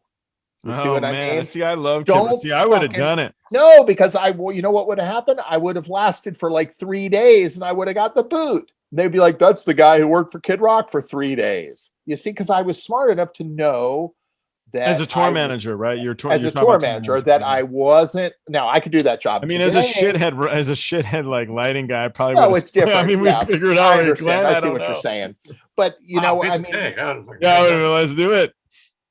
I could do that job today, but back then I just wasn't, up to it. So I was smart enough to say no and not take the job. I mean, it's different. I never did those very high role. I wasn't production manager, tour manager, these guys are really running the shit. So I wouldn't even know what the fuck to do. It's just, I think, if you're the sound man on a club tour or you're the sound man on an arena tour, it's the same thing. You're fucking running sound. Yeah. But if you're the tour manager on a club tour or the tour manager on an arena tour, it's a wide difference between those two skill sets. You know what I mean? Who would be the band you'd love to tour with just as a kid? I mean, it doesn't even matter. Like AC/DC might even never go out again. Who would it be? Cheap Trick. Yeah. But you're friends with one of the dudes from Cheap Trick. No, I wouldn't say that. I saw a review on your book. Bunny Carlos. Yeah, of course. Yeah. He wrote, Bunny Carlos loved my book, which astounds me. That's my favorite. Cool, man. That's my favorite part of the whole book. That actually Bunny Carlos. I can't even wrap my head around the fact that Bunny Carlos. My favorite part about my book, everything included, everything you can think of, is that the front cover artwork is from Raymond Pettibone, and that's the coolest shit. Did it sell one book? Absolutely not. But did it make me feel good? Fuck yeah. That's how my favorite thing is that I have a Bunny Carlos quote on the front cover of my book. That's why I put it there. But if I could work, I always said that if I always wanted to tour manage a band that I liked from when I was a kid. Now, I wasn't really a kid in 1994 when I was riding around listening to the Blue Record by Weezer, delivering pizzas, playing in my punk rock band, but I've always been a fan. So you were a Weezer fan for of course, 100%. Yeah. Oh, so that's kind of cool, man. Yeah, no, that's why I took the job, because I saw Weezer 15 times as a fan. So who offered you the job? How did they come about? The same manager that managed Train managed them. I was actually out on tour. I was tour managing Third Eye Blind, and I got a call, and they were like, "Do you want to tour manage Weezer?" And I was like, "Yes." So did you have to wear like the blue suit they make you wear with the cargo pants? They don't make you do that. So when I toured, they had this whole. There was a guy named Joel actually, and he toured with them. He's a redhead too. He's another redhead guy, and they'd have this full like suit. It was the only time I saw any bands where they would tour with a complete outfit that they wore every day. And it was just it was a blue shirt and like blue cargo pants. Was that with Third Eye Blind? That's Third Eye Blind, yeah. Oh, yeah. I'd heard that story before, that they used to always make their crew dress a certain way or whatever. But the thing is, you get a lot of gear, dude. You get like free shit. No, I was the tour manager. I didn't have to do that. But they for Third Eye Blind. But no, I like those guys. They're super cool, and I'm so. You don't wear cargo pants? You're like, fuck, dude. I don't fucking work. I don't need cargo pants. I don't do any of that. Kind of bullshit. I don't carry a fucking Leatherman. Well, I mean, I understand if you're a guitar tech and they don't want, they want you coming out on stage. Obviously, if you're a guitar tech walking out on stage handing somebody a guitar, maybe you should have a black shirt on or something. What the fuck, Glenn? Where's your black shirt, dude? What kind of shit is this, Glenn? Glenn took his fucking black shirt off to do the interview. Right. He was doing like a punk stance, man. That's right, man. I had my Zorlak t-shirt on. I think I'm wearing this shit for your fucking lame ass interview. It's amazing how there's different aspects of the industry, right? Because when I first started, besides working in bars or for bar bands, which are really good bar bands, but as far as production wise, I went straight to the top. I mean, I started doing shows that were just phenomenal. I mean, Power of Houston was incredible, and then WCW Wrestling, that was a big one. When did you do the wrestling stuff? Oh, I think 99 through 2001, right when they got bought by WWF and fired everybody. I knew I was getting fired, so I walked in late wearing a bikini. Wearing a bikini? Yeah. You the top too? The whole thing? Oh, the whole 9 yards, yeah. Pyrotech, or the pyro company I was working for wasn't the vendor. So I knew I'd lost my job. So I'm like, fuck it, fuck you guys. Watch this. Bikini. Famous last words. Yeah. You know, I remember doing like remember there was a show with Moby, and he cruises out with or actually even more, it was Armin van Buren. I did a show with this dude. Do you know who that is? I do. Yeah, I do. Massive DJ guy, right?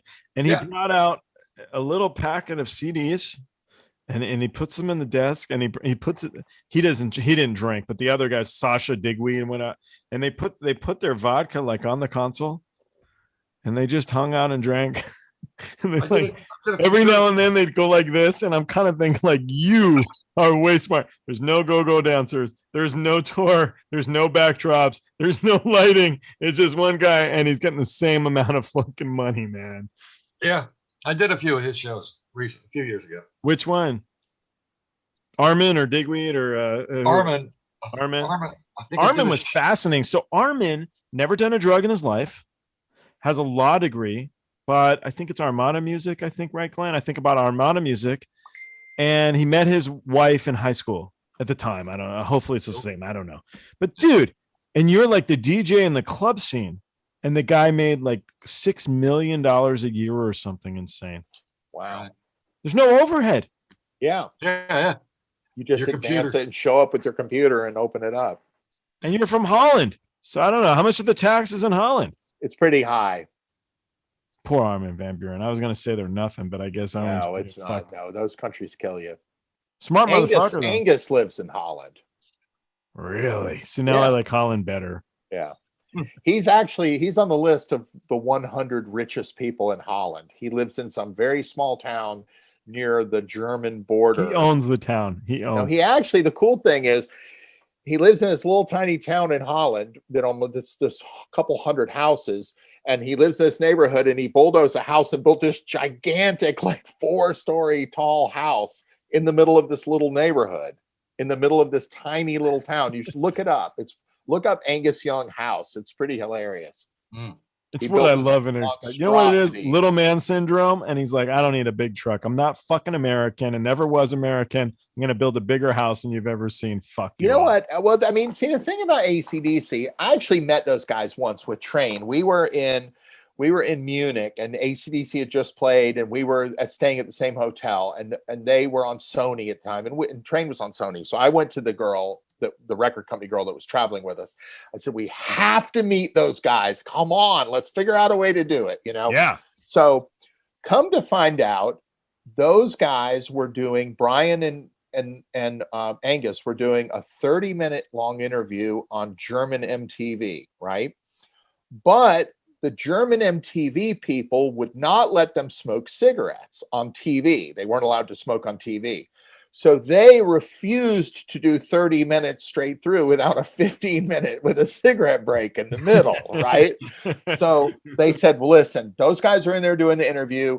15 minutes in, they're going to bust into this room and smoke, and you can hang out with them for 5 minutes while they smoke and talk to them, and then they'll go back and do their interview. So we're all standing there. Me and the 3 Train guys are all standing there. We're all 4 of us. We're all excited.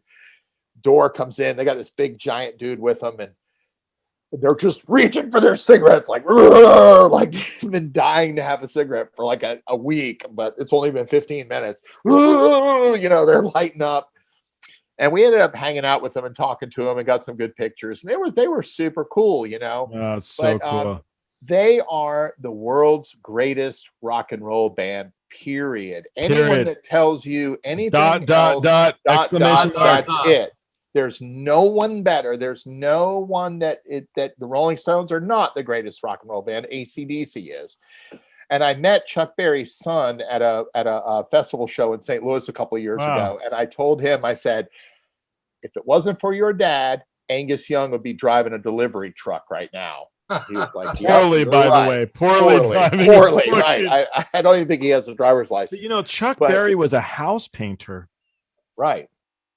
I mean, and he had to collect the money from the gigs, man. Right. Yeah. Well, they always say there's all those stories about how he would do a show and you had to supply him a band. And basically what he would do is his guarantee was $11,000. And if everything worked and the band knew the songs, he would take the $1,000 and give it to the band, and he would take the $10,000. I didn't know the extra 1,000 part. That's cool. Yeah, that was for the band. If the band sucked and the back line didn't work, he kept the $1,000. But knowing him, he would do it too, right? If the band played and everything went well, he gave them the $1,000. Can you even imagine? I mean, what does Weezer get a night now? $11,000 to see Chuck Berry play, man. Yeah, but that was a long time ago, though. I get it, you have but to remember it's still so fun. He's playing like a city festival or something, and who knows? I'm sure he got more than that here and there, but yeah, it's and that was a lot of money back in the day. Sorry, what you say? I said that's a lot of money back in the day. The Who got paid $10,000 to play fucking Woodstock. So if Chuck Berry was getting $10,000 here or there, that was a lot of money back in the 70s. I want Thomas to collect my money. Yeah. Well, I know how to do it. Yeah, but it's not. It's not as much of that anymore like it used to be. Club shows, you have to battle over settlement and points and splits and the merch and try to make sure they're not giving you some bullshit receipt. So would you do that evening? So we're at a huge venue. We're at the PNC Arts Center. And at the end of the night, you're doing all those numbers before we get in the bus and leave? Yes, of course. Yeah, 100%. But what I'm saying is they've really simplified that stuff a lot nowadays, the way it's all just computer scanning? No, not even so much that. It's just the deals. A lot of rock and roll shows used to be based on like the 85-15 split, meaning that we pay your guarantee, we do all of this stuff, and then I get my guarantee, I get all the expenses get paid. You as the promoter make 15% promoter profit of the money you spent, and then anything over that we split 85% to me and 15% to you. Well, if you show me a catering receipt for $2,500 and it really only costs $1,500, I'm going to call bullshit on that. You know what I mean? Or are you charging me a percentage?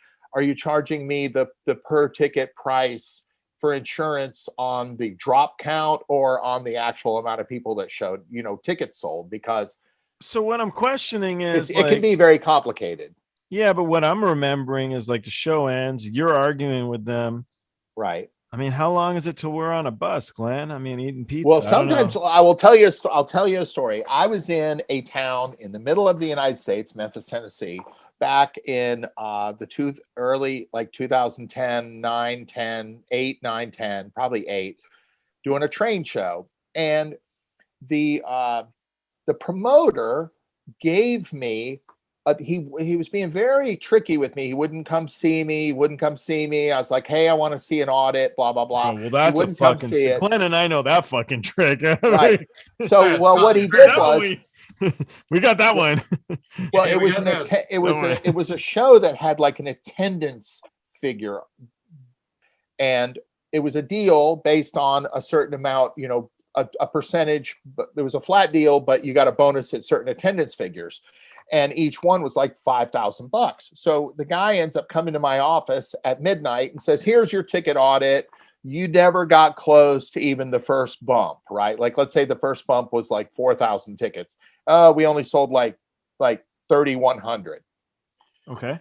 So I look at the ticket audit and I keep looking at it and I look at the date on it and I'm tired. It's been a long day and I've been going all day long and it's midnight and the guys are on the bus waiting for me.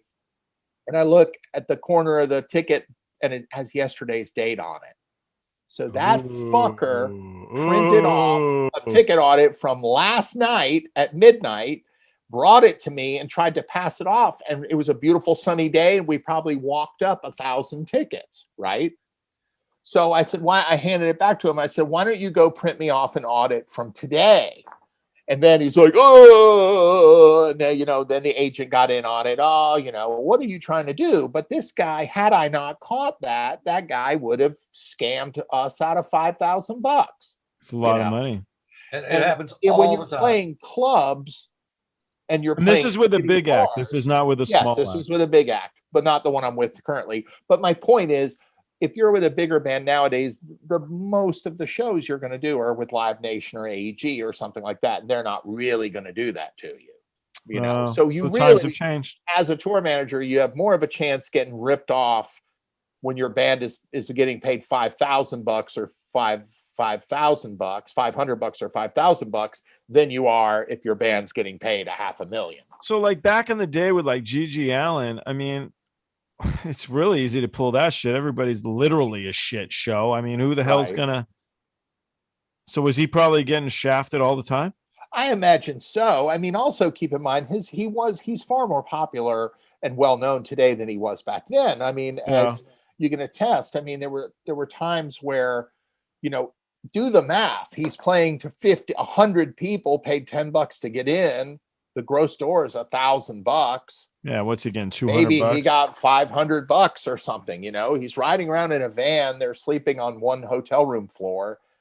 So it's not like he's rolling in dough. He would go out on tour and, maybe sell some T-shirts and stuff. But they certainly. So when you were in not Antiseen, making what much was the money. coolest band that you opened up for that you remembered to you? Like, what was the biggest? Like, whoa.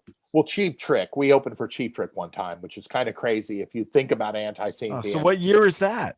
94. That's cool. 1994. And Cheap Trick was down, nearing their bottom where they were playing like 1,000-seat clubs every night. But you gave them their lift. Well, no, I wouldn't claim that. They did it Blew the air up their skirts. No, right. I wish. But those guys, they never stopped, think about it. It's 3 of the 4 guys are still in that band and they've been going for nearly 50 years. I mean, it's pretty amazing. And it's fucking incredible. Can you think about it? I mean, 50 fucking years, man. Yeah.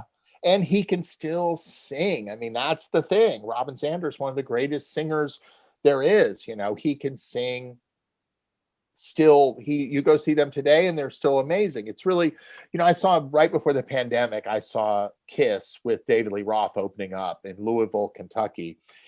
And David Lee Roth could not sing at all. It's all those Splits things. It's the Splits, I think. But fucking Splits. But there was this great interview from MTV from 1980, whatever, I don't know. And he's talking about being fucked up. And he's hanging out and he's like, so the guy bet, that I couldn't fly out the fucking window. And then the interviewer is kind of like, so what happened? He goes, well, I had done so much drugs. I totally thought I could fly out that fucking window. It was something like that, but you're just listening and kind of like, I totally believe this conversation. Great one-liners, he always goes, people think us rock stars like to sleep in, but I'm usually up at the crack of 3 or 4 every day. Well, he's an EMT or something. He's a paramedic. Or can you imagine, like, you get in an accident, something happens, and you wake up and there's fucking David Lee Roth there, and he's like, wake up, and you're like, grin. Oh no. Yeah. Hold on one second. I wished for anybody else, and you showed up. You know what? I met him once back in the club days when he was playing in clubs, and he was right. My wife had picked me and my friend up, and we had gone to see him play, and we were driving. How long you been married? 22 years this fall. Here's a cheers. Here's your wife. And she deserves this shit. She deserves this shit. Yeah. So my wife was my girlfriend back then, and she was picking us up, and me and my buddy Ace, and we were riding down the road in Charlotte on our way back to our house. And actually our house was really close to the hotel where David Lee Roth was staying. And we caught up with the tour bus, right? So the tour bus pulls up to the hotel. So who are you on tour with? I'm not. I'm at the show as a fan. Oh, that's cool. This is like 93 or so, maybe 94. So me and my buddy run up to the front door of the bus. It's like 2 a.m. in front of the hotel. We're the only people there. Some dude gets off. He's probably the tour manager.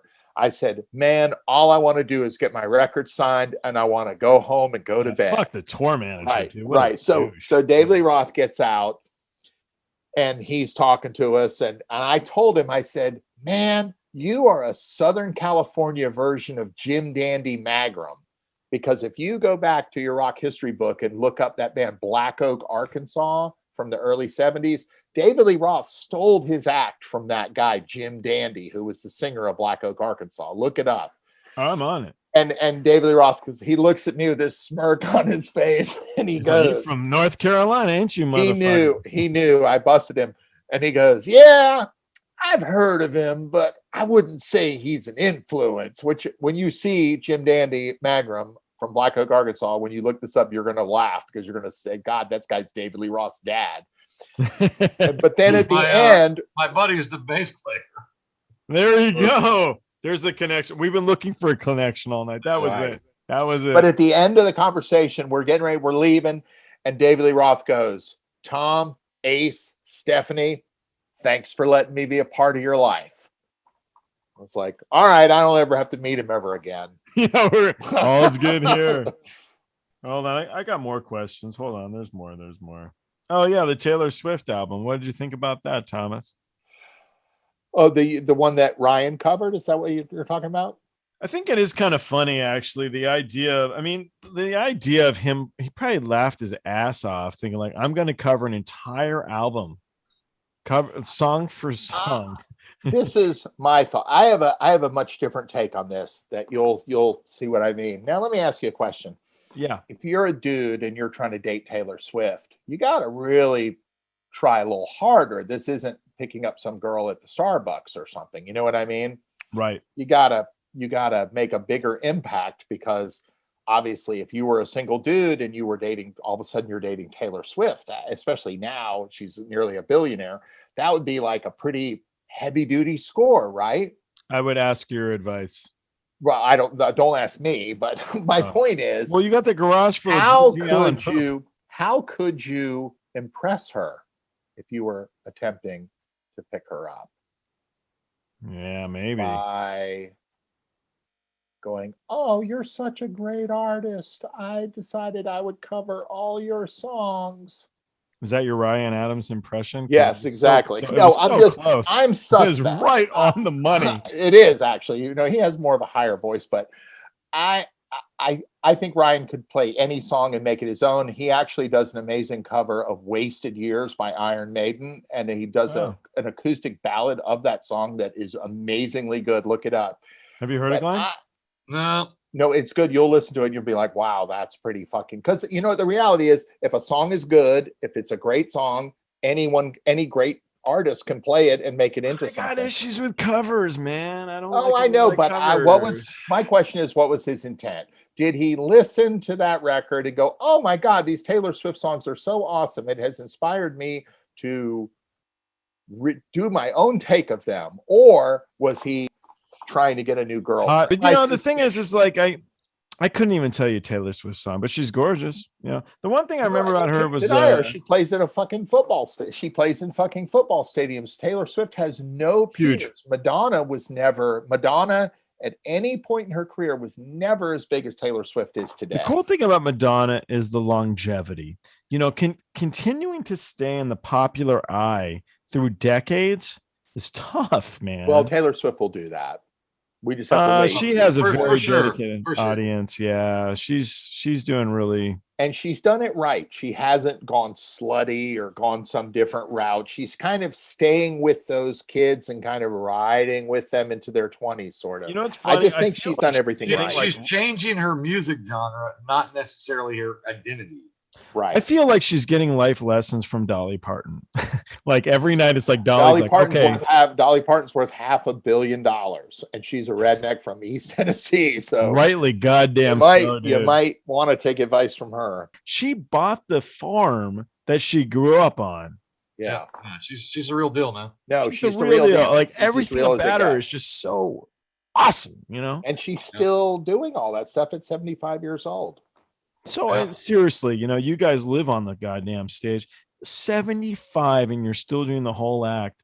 Yeah. Come on, man. I mean, your knee's probably hurt by now, right, Thomas? I mean, Of course, on, yeah. dude. I've already. That's why I always tell people I'm saving up for two things: my daughter's college account and a new pair of knees. I'll buy some GG Allin shit. Right there, you go. That's what I'm saving up for. Right. Mine did. If I can just find an escort service that would prorate 1 hour, let's say $100 an hour, $100 should probably last me 5 years. I believe you. I believe you. Think about that. Here's 100. You owe me 99.70.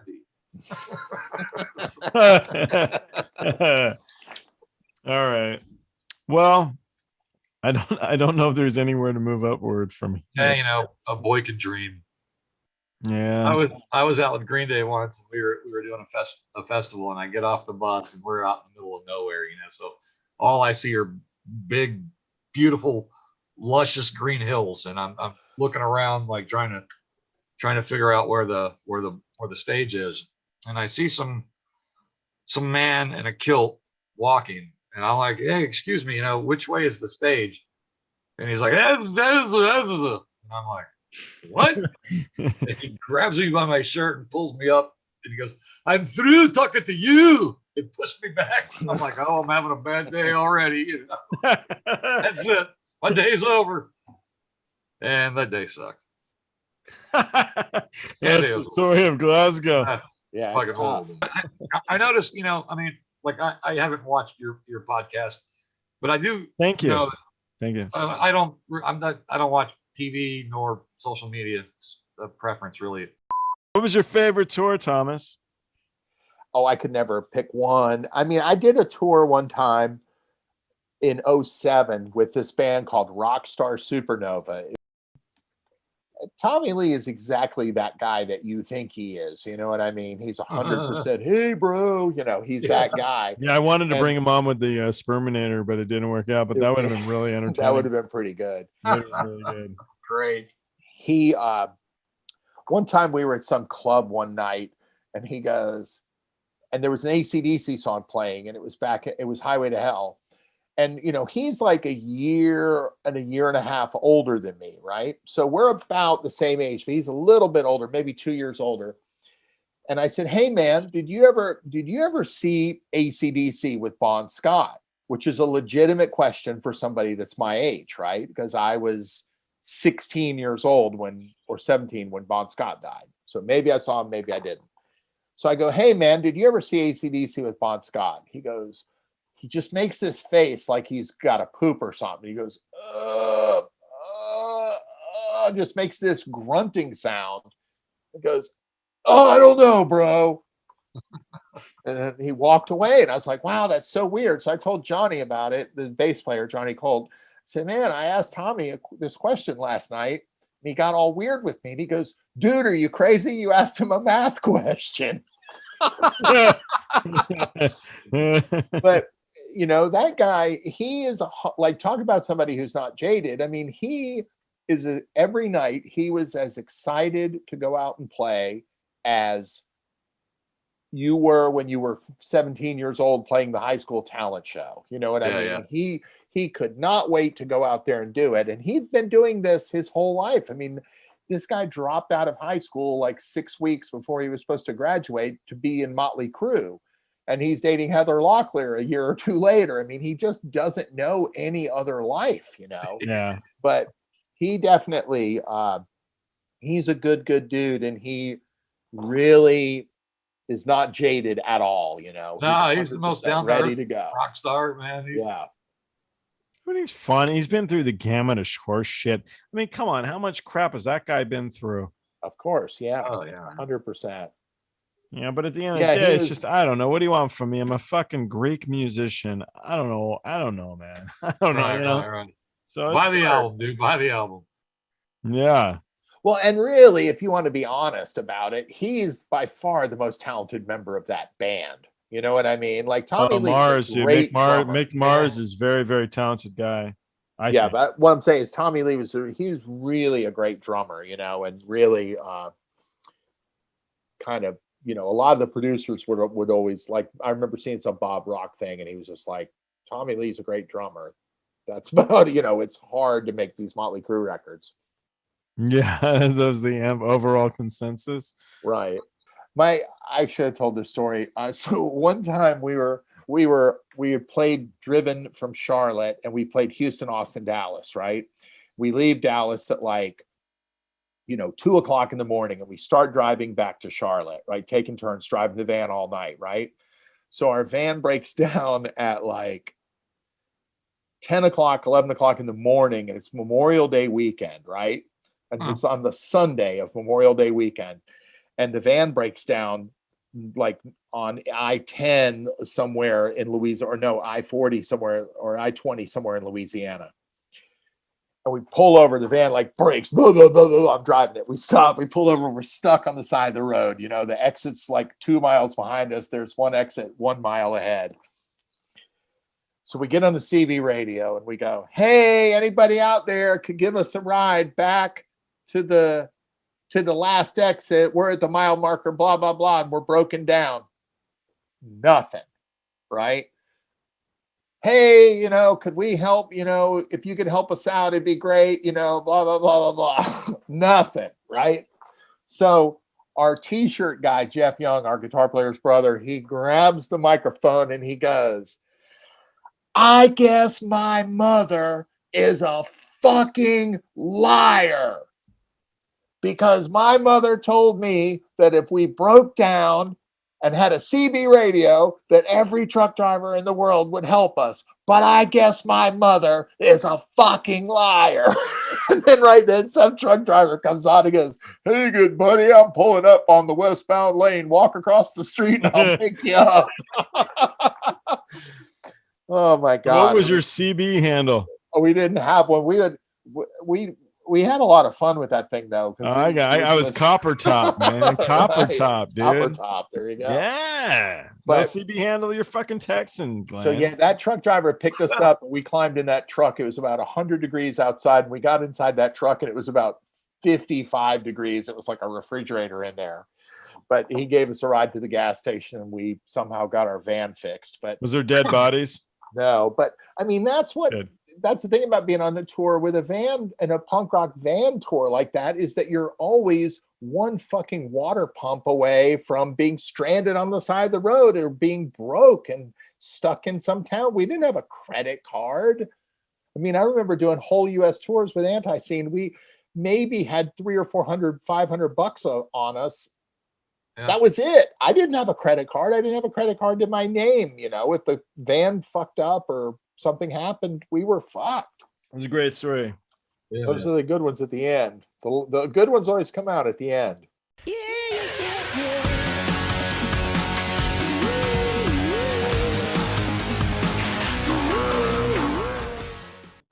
Hey, thanks for watching Party Like a Rockstar. If you're not already subscribed to the Facebook or YouTube channels, do it.